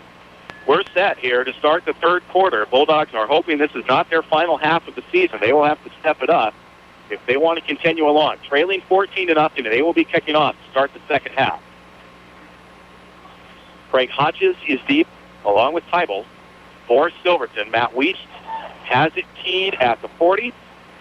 We are set to go. Weiss with the approach. Silverton will move from left to right in front of us. Weiss just a rocket that will go about 4 yards deep into the end zone, a line drive. And Silverton will begin 1st and 10 from their own 20. That's not wind-aided either. No, there is no breeze here tonight. Blasted that. Very often, Wally, when my dad and I sit at Beaver games, we'll turn to one another and say, we need a defensive touchdown. I think that's the case here tonight. If West Albany wants to come back and win this game, their defense is going to have to score at some point. This seems an opportune time. I cannot disagree with that, and this really does seem like we talked from the end of the second quarter that this is the possession that's going to be huge right here. Oh, Chandler on first down, lost the football. He will fall on it back at the 11-yard line. Well, that would have been something. Chandler had it slip right through his hands. It's a loss of 8. We looked for Jackson Mojo. That was almost a Ryan Mojo there. For a moment, if Chandler had not been able to gain his footing and get to the ball, somebody from West on the line would have walked in. It's a loss of 8, second down and 18, but Silverton maintains possession. Well, you just wonder what those conversations were in the West Albany locker room there at halftime. I know that there was some chalk talk, certainly, and talking about pass coverage here. Going to have to defend the pass. They give it to Chris Garcia. Garcia has a little bit of loss of football, and West Albany appears to be on it. The Bulldogs do have it at the 16-yard line of Silverton, so they get the big turnover to start the third quarter. It's not a defensive touchdown, but we'll take it. First down West at the 16. Just what the doctor ordered. Great field position. Almost the best field position the West Albany has seen in this game as they get the quick turnover here. Only a minute off the clock here in the third quarter. West Albany with great field position and an opportunity that they must take advantage of. Yeah, that's a game changer if West can punch this in. 1st and 10 at the Silverton 16. Cody Lahota under center. Lacoste alone in the backfield. They'll give it to Jake. Changing direction up the middle, twisting to the 14 for 2. A short gain from Lacoste, averaging less than 4 yards to carry in the first half. As Jeff Kiter said, 82 yards. That's not bad, but you got a kid averaging 270 a game. So that 82 reflects a pretty small number compared to what he's done the rest of the year. Well, and so many of his yards, when you think proportionally how many of his yards have come in the first half of game, that's really seems low compared to, we've seen him over 200 in the first half. Lahota back to throw. Seth's going to throw a fade to the end zone, looking for Breslin. Breslin goes up, makes the catch. Touchdown, Bulldogs. 14 yards. Lahota to Breslin on the jump ball, and what a turn to start the third quarter. A fumble and a quick touchdown. The Bulldogs are back in it. It's 14-6. Boy, the turnovers are certainly huge, and West Albany does take advantage, exploits that turnover, and goes high to Breslin, who goes up, chases it, and the sure hands and brings it in. Great play call. I like that. Throw it up and let your 6'2 receiver go and get it. Great call. Great execution. Touchdown, Bulldogs. They're within a touchdown. Boy, oh boy. Everything you could have wanted to start the third quarter happens in the first minute 22. Matt Weiss on to try and add the point after. Ben Engel to hold it. Deion Webb, the great deep snapper. Weiss almost started too early, and his kick is up, and it is no good. He pushed it to the right. Well, Weiss, I think, maybe should have gotten a false start, and in the end, maybe that's what West Albany should have had. It would have worked out better. Weiss was off from the start with the timing. He pushes his kick to the right. It's no good. West is on the board, but only with 6. Silverton 14, West Albany 6. Will break and return to KSHO. Staying on top of your savings can be like staying on top of a mechanical bull or an extreme ski slope. But U.S. Bank makes saving easy with Start. Savings today and rewards tomorrow lets you save slow. Yes. Or fast. Save $1,000, earn a $50 U.S. Bank Rewards Visa card. Keep the balance for a year and get another $50. Awesome. Start today at any U.S. Bank or usbank.com/start. All of us serving you. U.S. Bank. Conditions apply. See the Start program agreement or a banker for details. Deposit products offered by U.S. Bank N.A. member FDIC. So you're driving to work in the morning when you hit a detour down a gravel road for 18 miles. Luckily, every car or pickup tire that Les Schwab sells comes with the kind of protection most other places just don't give you. Along with great prices, we give you free flat repairs, rebalancing, pre-trip safety checks, and more for the entire life of the tire. So, why lifetime protection? Because you just might need it. That's our best tire value promise. Les Schwab, doing the right thing since 1952. 920 KSHO. 10:38 to go in the third quarter. West Albany with everything you could have wanted except for the point after. They recover a fumble. They score quickly, but the point after goes begging off to the right. 14-6, Silverton. And Matt Weiss, who sent the opening kickoff in the third quarter about 4.5 yards deep in the end zone, will try to do so again with the approach and the kick. Another low rocket that will be taken on a knee in the end zone. Court Martin was deep, goes through his hands into the end zone, automatic touchback. 1st and 10 Silverton from their 20. For over 50 years, Mega Foods has been offering the best quality and taste, more than just a supermarket, also a good neighbor. Mega Foods in Lebanon and Albany. Here we go again. 1st and 10 Silverton from their 20. West Albany got the turnover they needed to start the third quarter. Now they put their defense to the test again. The Foxes come out. 3 in the backfield with Chandler. Kirk alone to the right, matched up with Valenzuela. Chandler back to throw on 1st down. Setting up, going deep for Kirk, and it is incomplete. Just overshot Kirk up the right sideline, out near the 45. Going for the home run on 1st down. A little bit too much air underneath it. Yeah, you like your chances when you're the receiver is in a dead sprint with JT Valenzuela. There's a lot of speed there. Kirk really had created some separation there. He's got some speed of his own. And, boy, if that foot on the money, again, I've used this a couple times, but he's still running. Might be in Albany by now. 2nd and 10, Silverton from their 20. Chandler with Garcia and Pike behind him. Now Tybal, who comes in motion. They'll give it to Tybal on the fly. Coming near side, looking for space. Turns it up and picks up 5 out to the 25. Pretty good job by the Bulldogs. Court Martin on the carry. That's a pretty good job, though, to force him up the middle. And then Martin was able to find some space. Yeah, 3rd and 5. He went where he had to go, and he did find a little bit of a crease there to get the nice yardage, 5 yards on the game. He's going to bring it 3rd and 5. Chris Garcia and Martin come out. Greg Hodges came into the game as an extra receiver. 3rd and 5. Another big-time down coming here. The Bulldogs looking for a stop. Chandler under center on 3rd and 5. Back to throw. Going to set up a screen for Hodges near side. And he is going to pick up the 1st down. Up the sideline, out of bounds across the 30.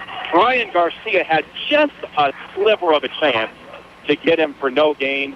Hodges is able to slip past and pick up 7, a big 1st down. Yeah, Coach Mannion for Silverton, he's a smart guy. He's an enthusiastic guy, too. I got to tell you, he's got more energy than probably anybody that's stayed watching him after nice Silverton plays. But you could tell on that play, he knew what a safe pass was. He knew that was going to be effective, and it worked for the 1st down yard. 1st and 10, Chandler on play action, looking for Kirk in the middle of the field. It's caught at midfield, breaking away off to the left side, and a quick reach with Valenzuela. JT is going to hog tie him with help from French, but he's going to be all the way to the Bulldog 30, and that 3rd and 5 conversion suddenly turns into a 39-yard pass play on a 1st down.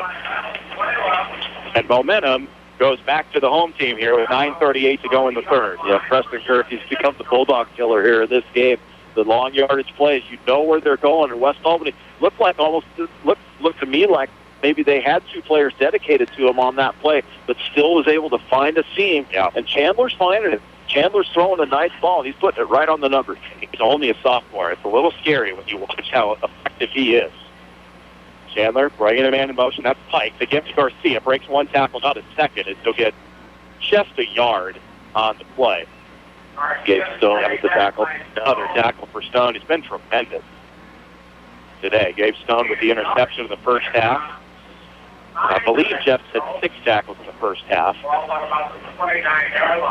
Second down, 9 from the 29 of West. 9 minutes to go, third quarter, 14-6. Silverton with the lead. Bulldogs very quickly got a turnover and a touchdown to start the third quarter, but missed the extra point. See where that comes into play down the road. Second down and 9 at 29. Chandler back to throw, sets up, throws far side, caught by Kirk. Kirk hit immediately. Good tackle out there by Jake Lacoste. Just shy of a first down. First down and about 3 upcoming for Silverton. You don't worry about closing speed and making the sure tackle with Jake Lacoste. You did give him the cushion, but he can close so quickly. He can afford to give a little bit of a cushion.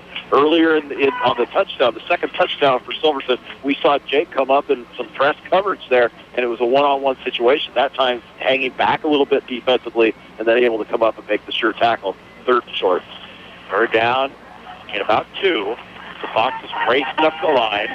Chandler with Garcia and Pike behind him. Gives to Garcia going right. Garcia hit and dropped in the backfield for a loss back near the 25-yard line. Mark him at the 26. It's going to bring up 4th down and 6 for Silverton. Yeah, and I would be shocked if this ball... Well, first of all, I'd be shocked if they didn't go for it, and shocked if they didn't put the ball in the air here. That's where they've had their success. West Albany with an opportunity here to turn them over on down. Would love to see some pressure on Chandler here on this play. Soto made the stop. It's a loss of 5, 4th down and close to 6 at the Bulldogs 26. 7.5 to go in the third. Single coverage on Kirk. Chandler under center and back to throw. Setting up, looking deep for Kirk, and it is going to be incomplete. A turnover on downs, and the Bulldogs hold. They'll get it back down 8 with 7:21 to go in the third quarter at their own 26, 1st and 10. And the key to that was there on third down and stuffing the run. They had 3rd and 1, and the Bulldogs tackled them for loss, forced them into that passing situation, and that good coverage there as Chandler really tried to force it in there to Kirk. The pass wasn't there. Bulldogs take over on downs here. 7:21 to go, down 8. I haven't mentioned yet, Wally, primarily because they're blocked mostly by the post that's in front of me, but the Bulldogs students making a pretty good turnout opposite us. No doubt. West Albany very well traveled. Making some noise here. The Bulldogs trying to get closer. They trail by 8, 7:21 to go in the third. They give to Jake Lacoste. Jake trying to bounce it outside with some space. Jake on his feet, up the right sideline, out near the midfield stripe and out of bounds. A big burst for Jake, his best run of the night. About 25 to midfield for Lacoste. Well, there's something to be said for wearing down a defense, Ryan, and maybe that's what we saw there. As Silverton had gotten a little bit of a rest, their defense had, but West Albany, they've been pounding it. After a while, you just feel like that has to happen right there. Good job by that right side of the line. They get the nice crease. Jake does the rest with his legs. Ball squarely at midfield here for the Bulldogs. A 25-yard run for Jake Lacoste, his best of the evening. West Albany ball at midfield, 1st and 10. Lahota with Soto creeping in motion behind him. On a motion and fumble. And the ball is loose. Silverton's going to have it. Now, are they going to call this a false start and blow it dead, which should be the call? There was movement prior to the snap. If they call it illegal motion, it's going to be Silverton ball. They'll decline it, but this should be a dead ball foul. Yeah, I think that it should too, and it's going to be very interesting here. Motion. Illegal shift, West Albany, and it's declined, and it's Silverton ball. Well, that's really on the discretion of the official, whether they want to call that an illegal shift or a false start.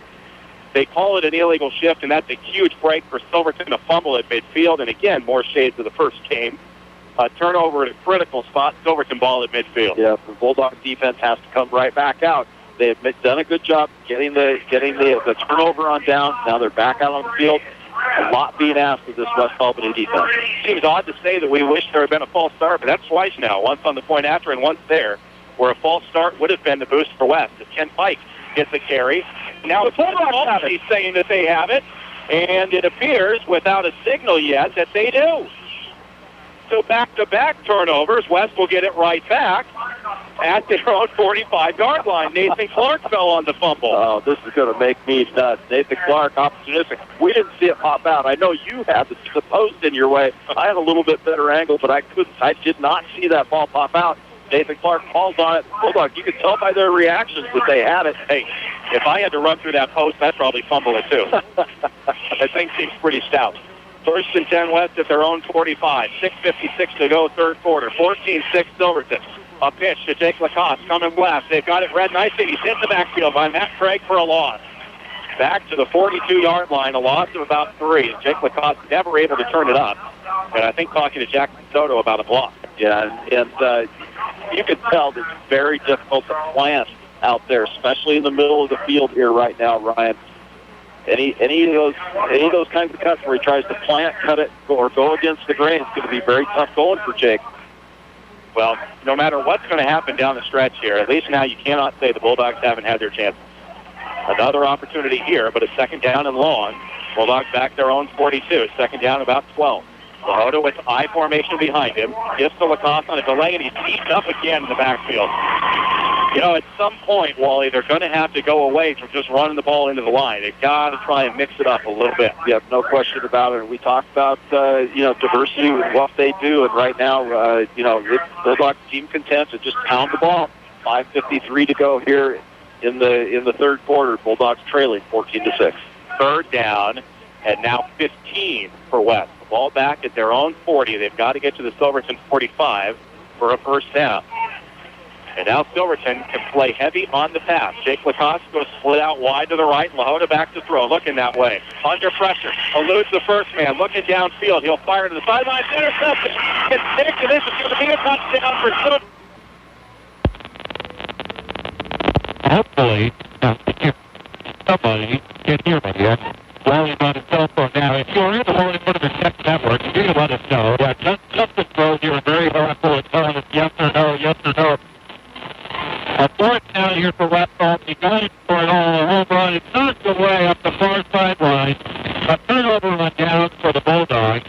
I understand we went off the air immediately after an interception by Silverton. That interception was returned for a touchdown by Corin North on the three possession. West Albany getting it down to Silverton 38, but on fourth down and 18 for deep and complete. So with 2:10 to go in the third quarter, it's 21-6 Silverton. Yeah, the Bucs are going to have the ball back here, very much in control of the game. I cannot apologize enough for the difficulties that we may be having. I assure you, it's equally frustrated on our part. Paul Chandler for Silverton is back to throw on first down, looking for the home run, and it's going to be taken off. It's complete. I'm sorry, it's complete.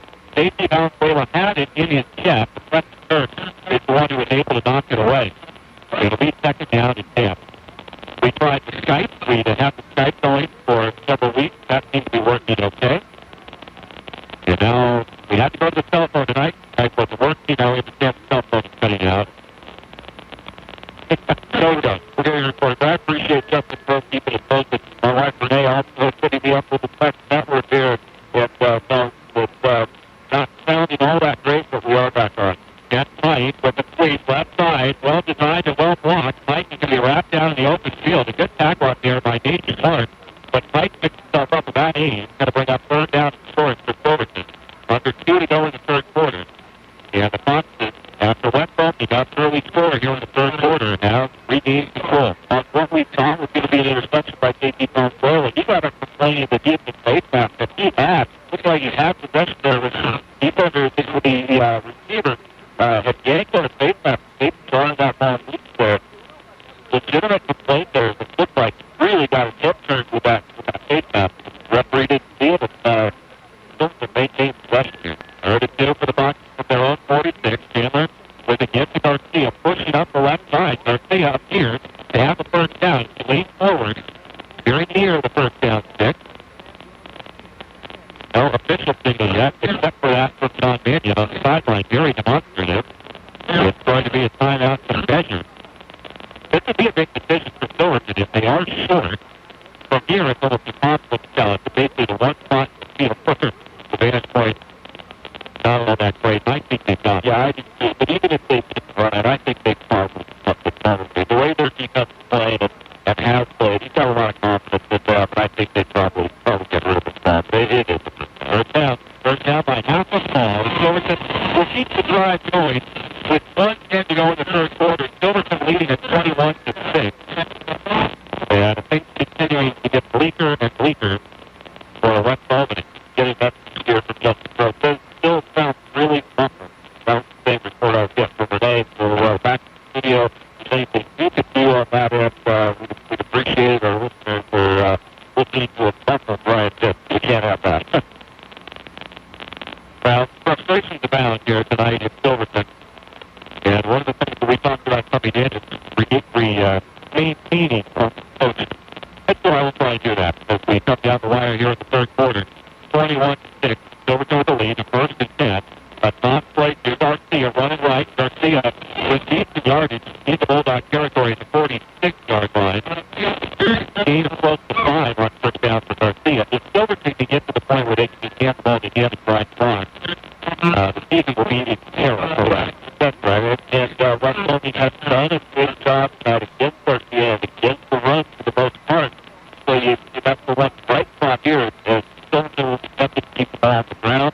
Their damage has come through the air, and West Albany, if they can just create a turnover to turn those into points, they're right back in this. So right now, with the touchdown deficit, first quarter winding to an end. That's got a calm order here in the fourth quarter. And Silverton will not run another play. We'll go to the fourth quarter. Season on the line for West Albany at the end of 3. It's Silverton 21.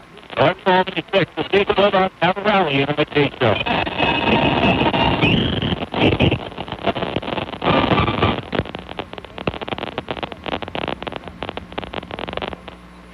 Albany Grocery Outlet Bargain Market across from the Heritage Mall has Senior Day, the first Tuesday of every month. $2 off every purchase of $15 or more. Albany Grocery Outlet Bargain Market. 100% satisfaction guaranteed across from the Heritage Mall with bargains on the brands you trust.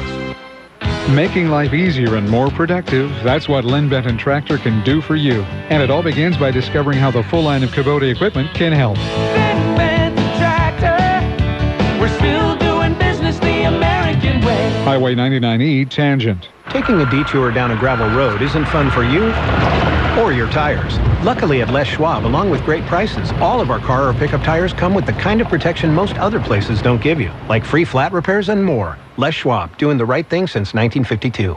Albany Burgerville is celebrating 50 years of serving customers fresh, great-tasting food with a mission to serve with love. Pick up a Burgerville card now and earn rewards cash for every dollar spent. See store for details. Stop by Burgerville after the game. Order a famous Tillamook cheeseburger. Open 7 a.m. to midnight Fridays. Unforgettable 920. Back here at Silverton High School, if what we heard through our ears during that break, what you're hearing at home, I sincerely apologize. It did not sound pretty. Silverton going for the jet flow here. They go incomplete. Instead, it's deep for Preston Turn. A little bit overthrown for Chandler. It'll be third down and 5, closer to 6 for Silverton here. Just underway in the fourth quarter. 21-6. Silverton with the lead. I don't know what happened. Something happened with the cell phone there towards the late third quarter. And what we understand, the signal is terrible. And it's not something that's on our end here. Quite frankly, we don't know how to play the hand that we're dealt. And we'll continue along here, again, hoping for a Bulldog rally. It's third down and 6 for Silverton with 11:54 to go in the game. Cole Chandler goes under center. One back behind him. Preston turns the receiver from the right and motion left. Chandler back to throw. Backpedal, buying time. Keeping and incomplete. Intended for a title for Harrington with coverage from Valenzuela. Complete, fourth down, and a punt coming here for Silverton. And Silverton has really been trying to pick on JT Valenzuela. I don't understand. I understand going away from Ruth, but they really have been going after Valenzuela, especially with her that private bag leaping by a key out. Nicely played back line by JT, though, and Silverton forced into a punt situation. And Harrington to punt it. A wobbly point away from Valenzuela and out of bounds. Well positioned at the 15-yard line. West Albany will be backed up with 11:41 to go in the game. Bulldog trailing at 21-6. Earn reward includes a discount and preferred rates in the U.S. Bank package. Choose the silver, gold, or plastic checking and create a package with features that are right for you. U.S. Bank, all of us, serving you. And thank you for details. The product on offered by U.S. Bank National Association, NA, member FDIC. 11:41 to go. West Albany down 15. The Silverton defense has coached out all season long, but up to the task again tonight. Bulldogs carrying a 15-point deficit in the face with 11:40 to go. Giving it to Jake Lafonte again into the teeth of the defense. Jake fights his way out to the 20. It's a gain of 5. It'll be second down 5 here for West. West Albany right now with the play ball that we're seeing. I think just hoping that that offensive line can slow it down to the hole over to Jake and do the rest of his leg. Jake's got to get tired. I don't know how many carries he's got to this point. Just a whole quarter to go, and just would love to see him bust on it. Kept this back with a touchdown. West Albany offense line got to be key. So on play action, he released, and it almost caught in the middle of the field. It's complete. Alan Duela on the deflection wound up close to it. A wild rushing attempt came up a little short. It'll be 3rd and 5. Yeah, and right now what we're seeing for Silverton is they're starting to send their ears back.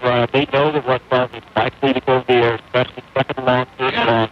They're sending their ears back. They're coming after Lahota. West Albany offensive line having trouble holding them off long enough for Lahota to be able to see it downfield. 3rd down and 5. West with the ball at their own 20. 11:03 to go in the game. And for the Bulldogs, this is the position of the game now where I know you're in your own 20. You almost wonder if you have to try and take 2 downs to get 5 yards. Follow it under center. One back, that's Jake Lafonte. Jake will get a carry up the middle. First up after a gain of 2. So that decision comes here. So he's 4th and 3. Lahota very quick to the sideline for the play, and I think Brandon Eichmann is send him right back up. Here comes the punt. I guess because a little too early. Still down 15. 4th down and 3 here for West. They elected five. Probably the right choice. They're at their own 23. Breslin comes on to punt. He gets one pressure underneath him. Breslin back inside his own 10. Awaiting the snap. It's tighter. And it's just barely in his own territory. His own 48. After Breslin a little low, runs down to get it. Kick it very high and angled to the near side. It will take a good West Albany bounce. Down inside the 40, and stay right at the 40. 37 yards for Brendan Breslin. No return. Silverton 1st and 10, Boston with 10-13 to go in the game. For over 55 years, Westlaw Tires has committed to providing their customers both for their tire dollars, price, value, and selection. Westlaw Tires doing the right thing since 1952. Repeat again, if you just have to be tucked in, and if you can't make out what I'm saying, suffering through the technical difficulties here of the phone unit in Silverton. So that's what that's what I just asked Justin for. Tell us whether he can understand our words. Again to Chris Garcia. Garcia, one of his better carries of the night. Picking up the Silverton first down into Bulldog territory, just beside the 49. A gain of close to 12 for Chris Garcia on first down. Garcia is the defensive player of the year in the Mid-Atlantic Conference, and his first team all-league running back. Nick Lafonte is the offensive player of the year. But right now, with under 10 to go in the game, it appears not to get too negative. It would appear that Silverton will be the team that will continue their play this season. But it takes something big to change that. Chandler under center on first and another gift to Garcia. And he'll fight for a couple of yards down close to the 45. Nathan Clark slowed it down, and Tanner Gardner was there to finish. The gain of 2. Second down and 8. I'm going with all my technical knowledge here trying to help. I think Brian's trying to keep your attention here. They keep troubleshooting.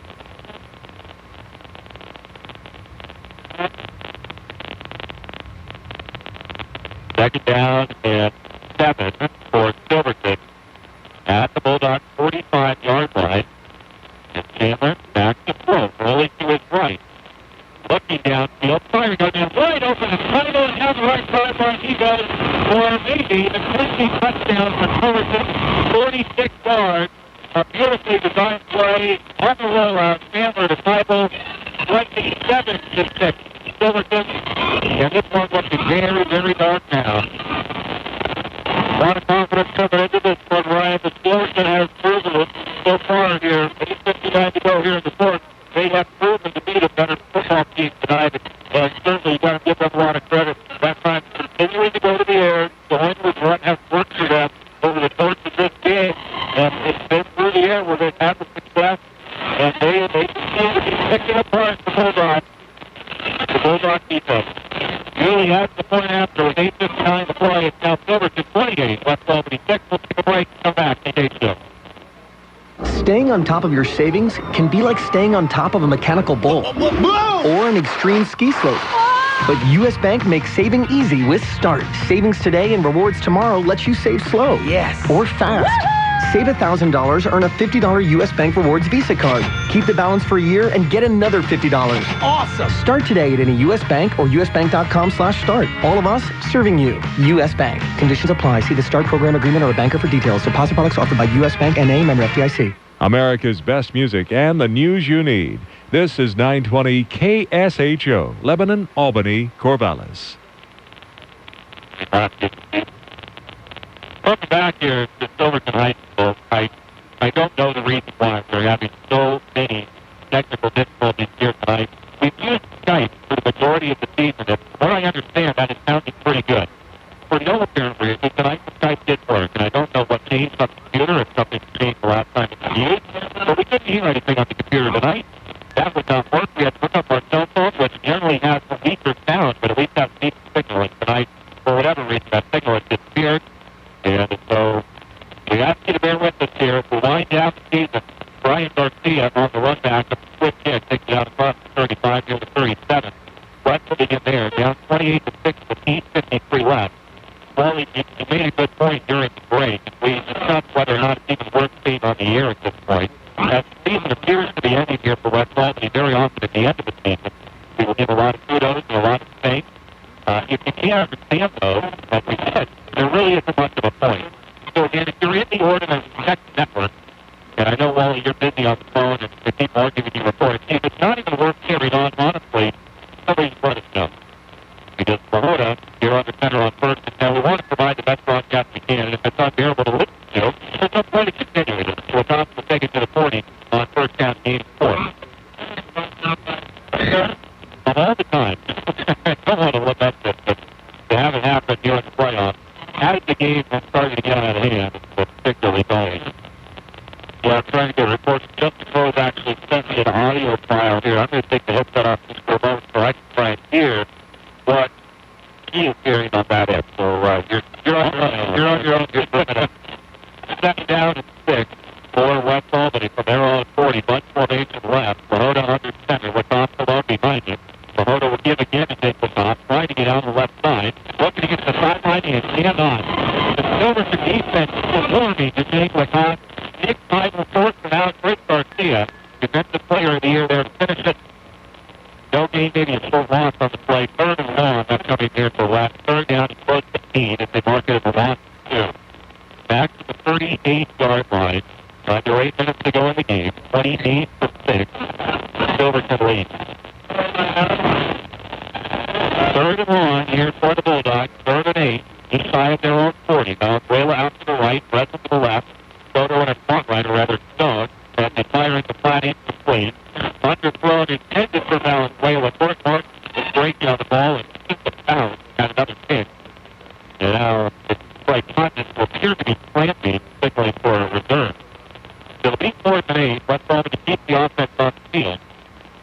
Kind of the last stand here for the Bulldog offense. 4th down and 8. West with the ball, shy of their own 39. They need to get it out to the 46 for a first down. Mahota under center I formation, back to throw. Good blocking. Steps and fires deep for Breslin. It's incomplete on the sideline.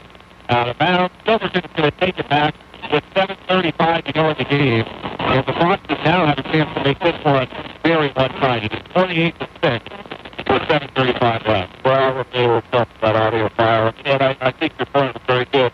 If anybody can understand this and want to send us some advice as to whether we should be maintaining this broadcast, I think that's probably right move right here. First and 10, Silverton at 39 of West Albany. It's theorized that perhaps the song, which is said here in Silverton, might have something to do with it. I wouldn't think so. We've seen this equipment in the pond before. We have a strong cell signal. I don't know what the problem is. Garcia with the carry. Somewhere down to the 30 for a gain of close to 9 on first down. And Chris Garcia here in the second half has done a much better job running the ball. And Silverton starts to try and control the pond down the stretch. Got a message from Global which says he can understand what and so he has headphones on listening to it. So thank you. Thanks for the report. And you can come in. And so I can understand, Renee, she can hear you better than me. Which is, you know, I always just say, more of you than run on me, all of you. Second down and 1. Chandler using all the time you can. Gets to Garcia again. First down to Morning. Side to 25. Down to 23. For a gain of 7. Well, we'll stick it out. Some garbled post-game thanks, I think, are better than no thanks at all. So we'll play as long as we can until we understand it's completely gone. And the first down to Silverton of 24 left off. It's 6:40 to play in the game.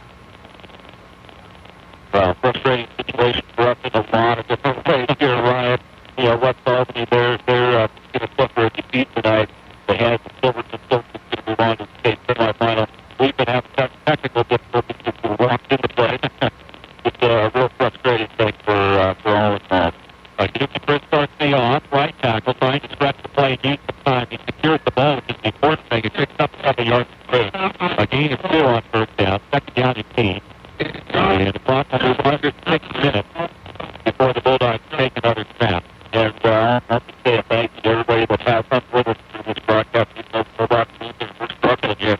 But thanks. I wanted to have a comment that I have an opportunity. But they can hear that. You know, didn't want to let me get by without saying hi to them. We'll hope that maybe miraculously this gets cleared up. And I would say hi to Hampton Thompson. I understand flipping to Sacramento, and he was one to play up. Signal's not very strong, and the game has not been very strong for West Albany. But hi to Dan. As Garcia takes it down to 17, needing 4 more. It'll be third down, about 4 for Silverton, 5:25 to go.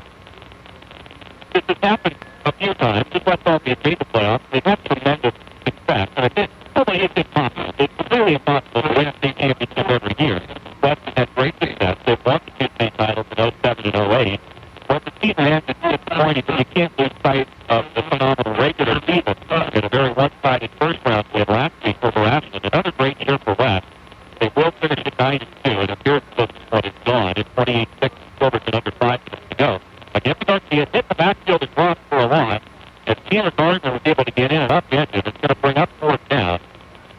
If don't use more time, Taylor will come to the sideline. To finish the point, though, a tremendous season here for West Albany. I'm trying very hard not to let any negativity seep into the broadcast. Right here, this Silverton takes tremendous. There's no shame of losing to them.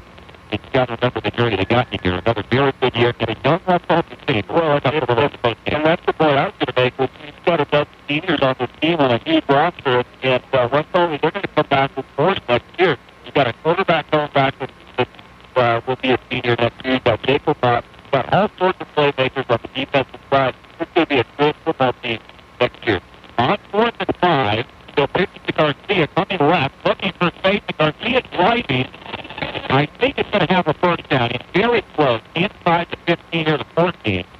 Now, again, John Mannion, by far the most demonstrative of the boxers, very nearly a 12th man in their huddle. He's out on the sideline.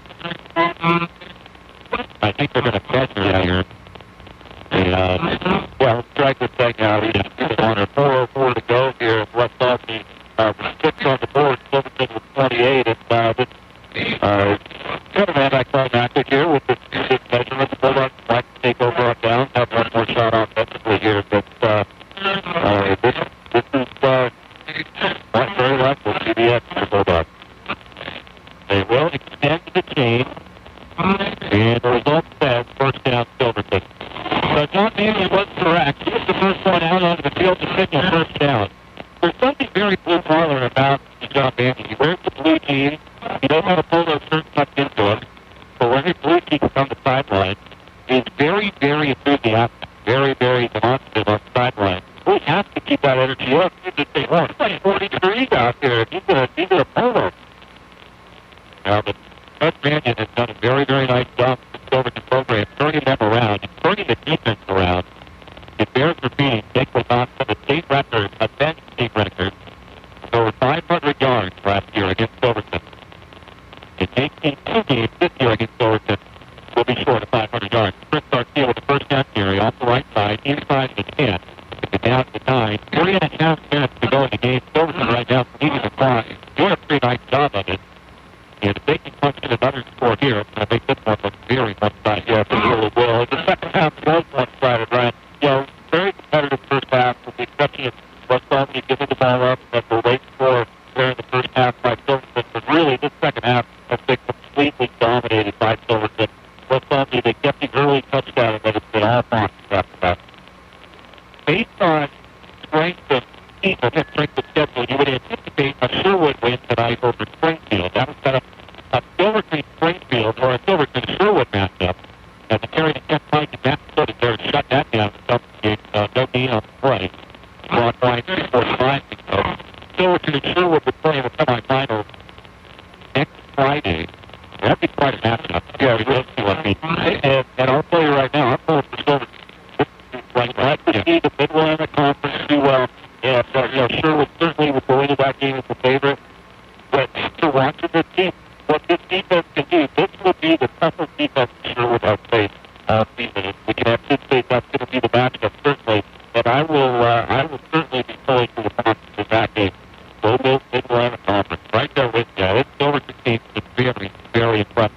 Adolfo Garcia running left, fighting, wrapping and falling for a couple of yards, hard-earned yards, but keeping the clock winding under 3 minutes. Silverton have only moved the ball about 35 yards on the drive, but they shoot up about 5 minutes off the clock. It'll be 4th down, 4th and 4 for Silverton. At the Bulldogs 7, with a minute 45 left, 28-6 Silverton. West Albany season is going to end at 9-2, with only 2 losses coming to these months. We have high hopes tonight. The West Albany is going to erase some of the mistakes they made in the first matchup. The game was lost by 7, despite turning the ball over 5 times and having one of their key defensive players taken off the field in an ambulance. But Silverton have been up to the task tonight. They played even better than they did the first time around, and we'll get a football and a timeout. John Daniel wants to talk about it. With 1:20 left. He mentioned that that's going postal. You'll receive 10% off your UPS FedEx shipment in North Albany Hickory Station or friendly neighborhood shipping center. Silver Postal offering UPS, FedEx, and U.S. Postal Service. You catch all the action from the OSAA State Championship for free at OSAA.tv.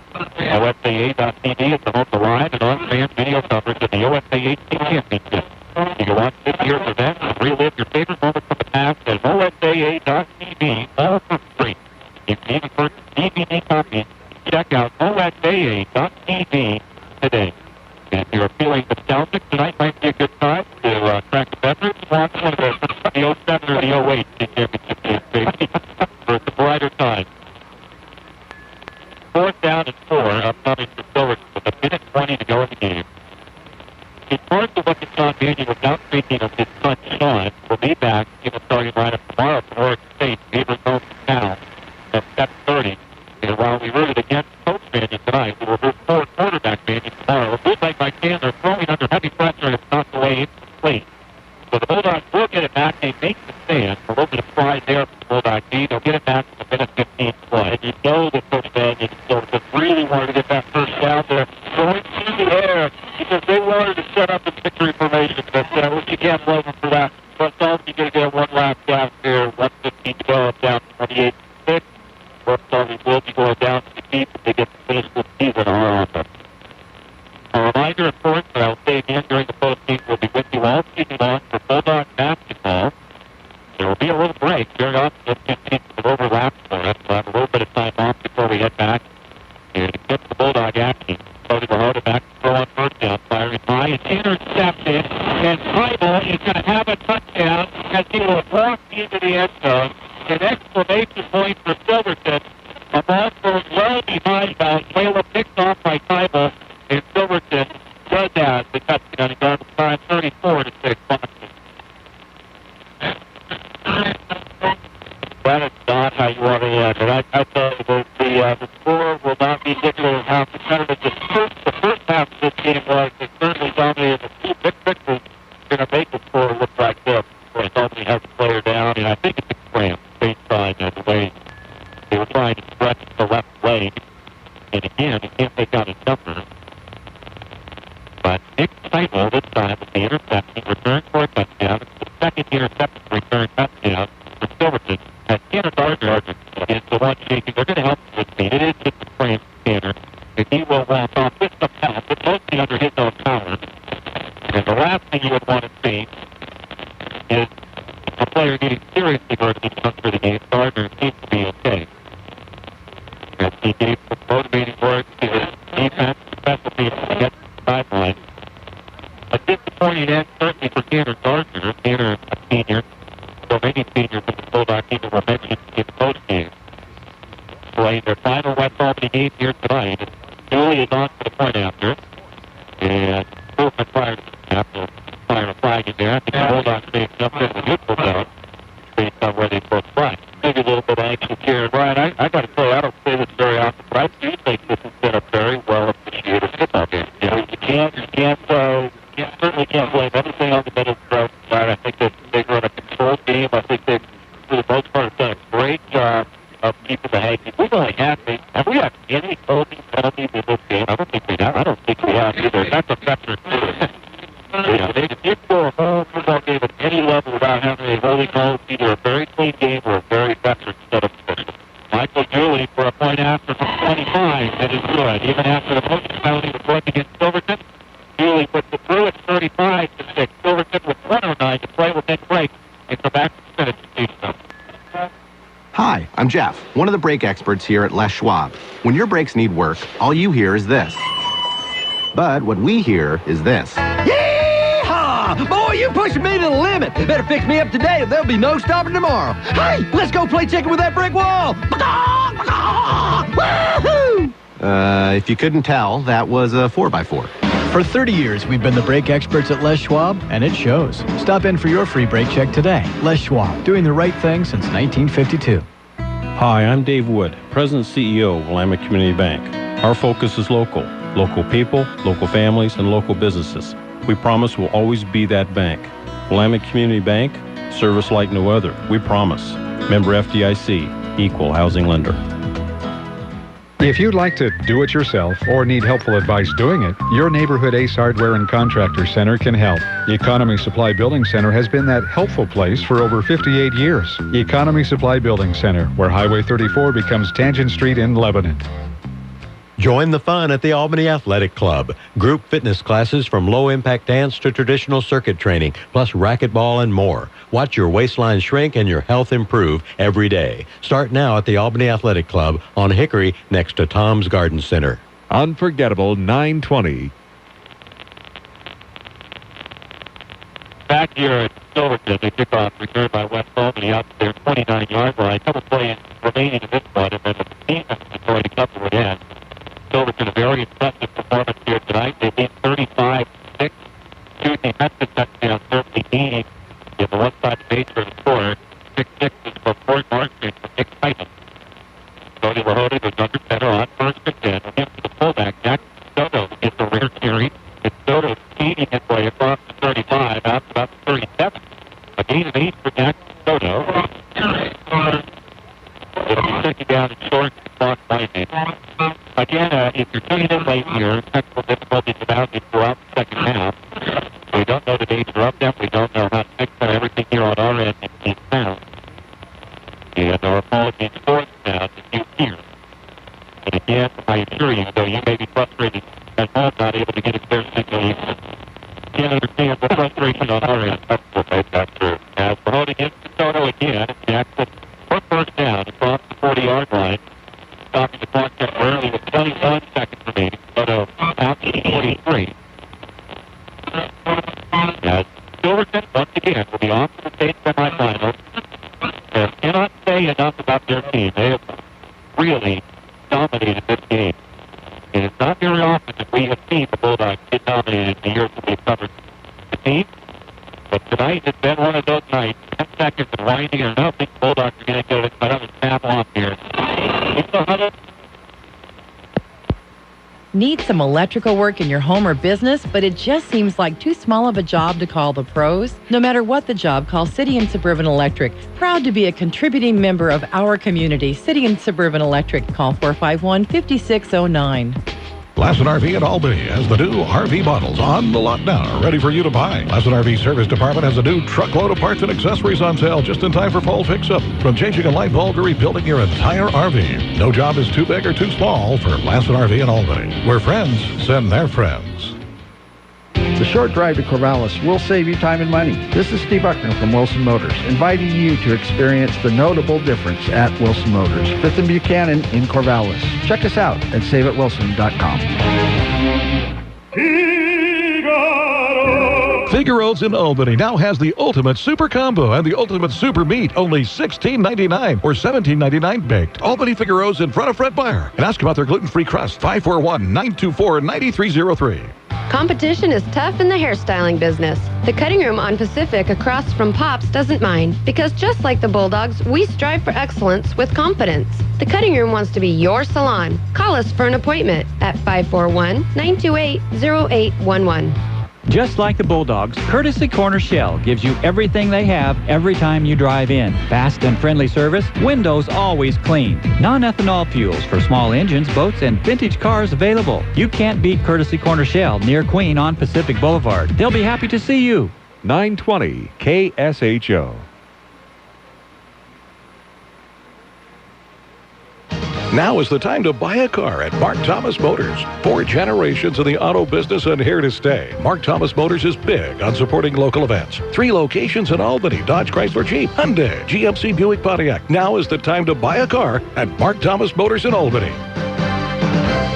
The mission of Now Builders is treat every job like it's their only job, no matter how big or small, and they don't stop until their customer is 100% satisfied 100% of the time. Check out their portfolio of fine work at nowbuilders.com. Call Now Builders at 541-926-2858. We're Linco Federal Credit Union. Keep your money in Linn County with Linco Federal Credit Union. Enjoy a visit with one of our friendly staff at a neighborhood branch near you today. Linco Federal Credit Union in Albany, Lebanon, and Sweet Home. In Linn, you're in. Family owned and operated since 1979, Crabtree Auto stresses the small stuff when it comes to maintaining your vehicle. An oil change every 3,000 miles is a small thing now, but adds up to big rewards down the road. Crabtree Auto's ASE certified technician can help your vehicle maintain its reliability beyond 200,000 miles. Crabtree Auto on Hill Street, just south of 9th in Albany. Unforgettable 920. Here we go.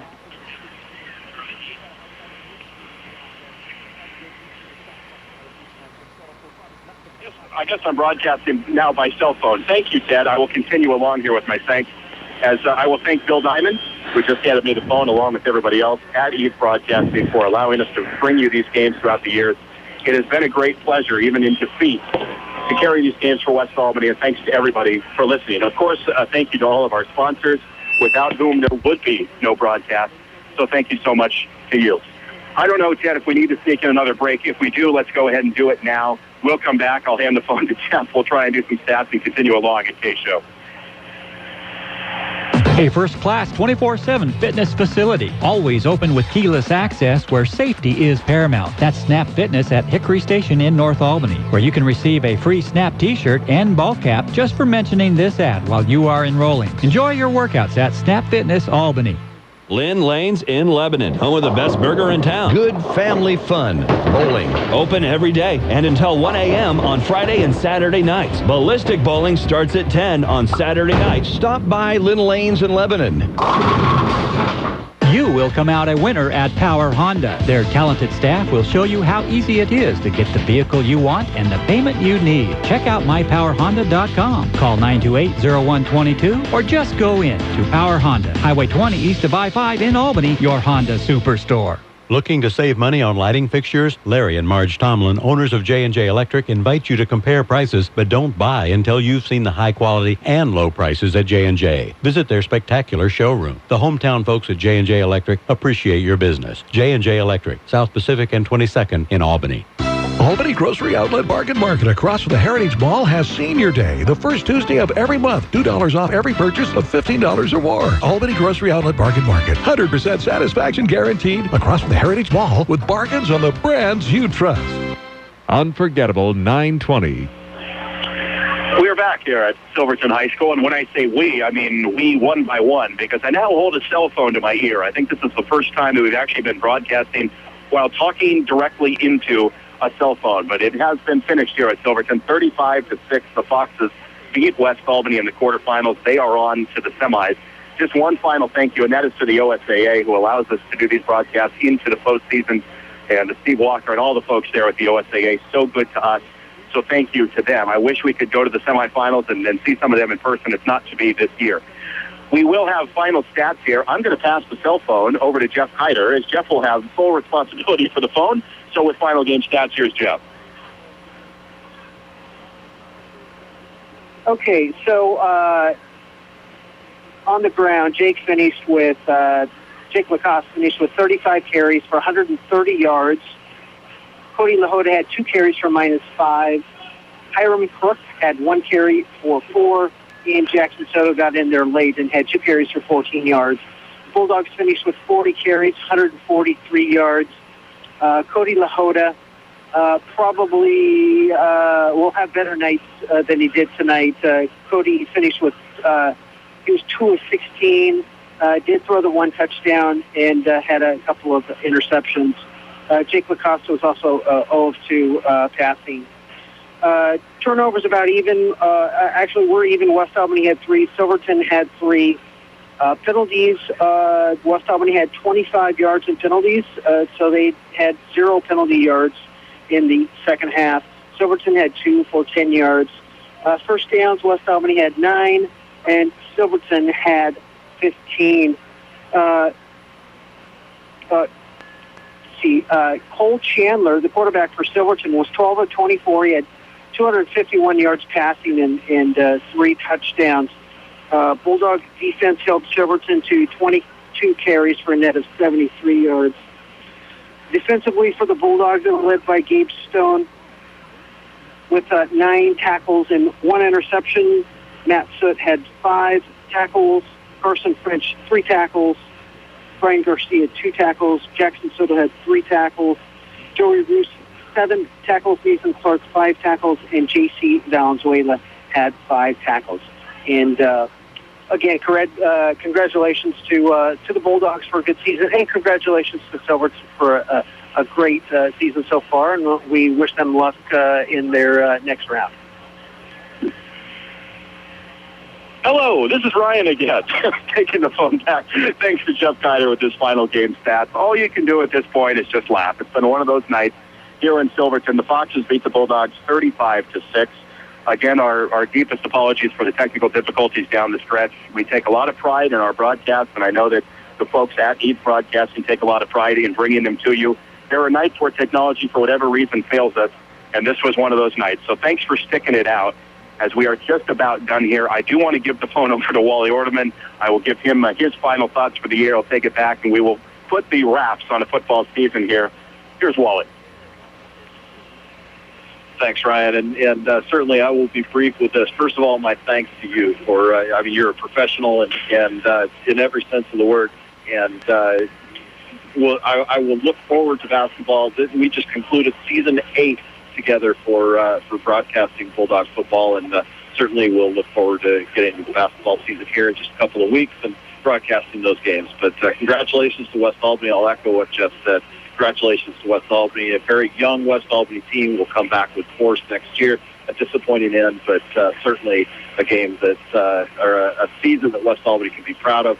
We'll also say congratulations to Silverton. We will hope for a Silverton victory and maybe see them in the state championship game too. They're going to give Sherwood a run for their money. This is a very good football team. So I'll end it there, and I'll hand the phone back to you, Ryan. And again, congratulations, West Albany, and a lot of fun to be broadcasting these games to everybody. And thanks to everybody that listens to these broadcasts. I know that it's a lot of fun for the folks back home, especially when we are on the road for people that can't make it to the games. So we enjoy bringing it to you, and we'll look forward to future broadcasts. Here you go, Ryan.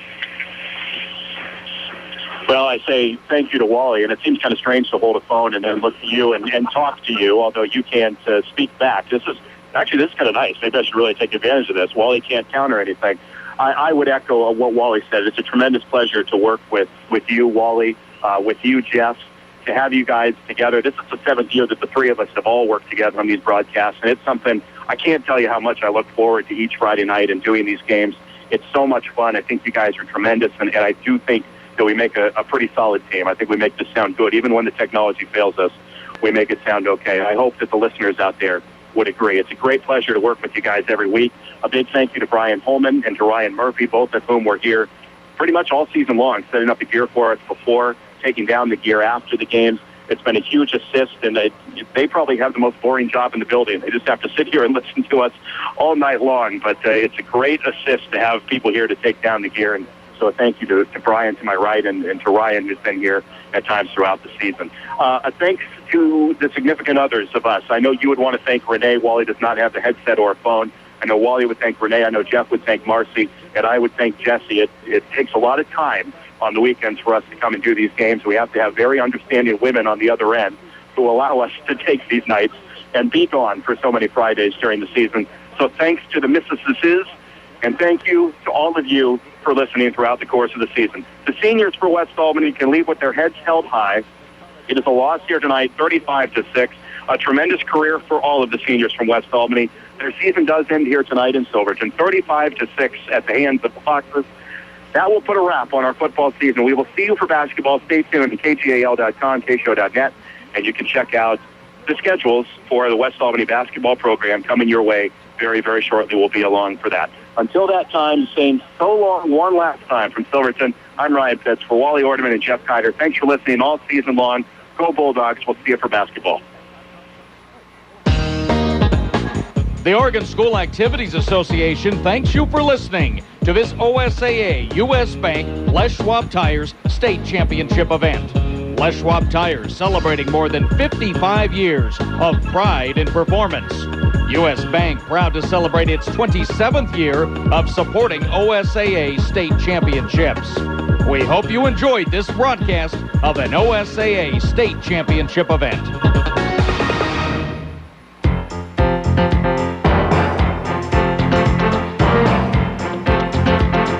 Thanks for listening to Bulldogs football on the unforgettable 920 KSHO. Today's game featuring the West Albany Bulldogs was brought to you locally by Economy Supply Building Center, City and Suburban Electric, Lassen RV, Albany Athletic Club, Power Honda, Snap Fitness of Albany, Linco Federal Credit Union, Burgerville, Crabtree Automotive, Mark Thomas Motors, Grocery Outlet, J&J Electric, Courtesy Corner Shell, Now Builders, Lynn Lanes, Willamette Community Bank, The Cutting Room, Les Schwab Tires of Albany, Figaro's of Albany, Wilson Motors, and by Lynn Benton Tractor. This broadcast is exclusive property of Eads Broadcasting, the unforgettable 920 KSHO, Fitzwally Productions, and the Oregon School Activities Association in cooperation with the Oregon Association of Broadcasters. U.S. copyright law protects this broadcast. Duplication or rebroadcast of any portion of this program is strictly prohibited without prior written consent. We now join our regular programming.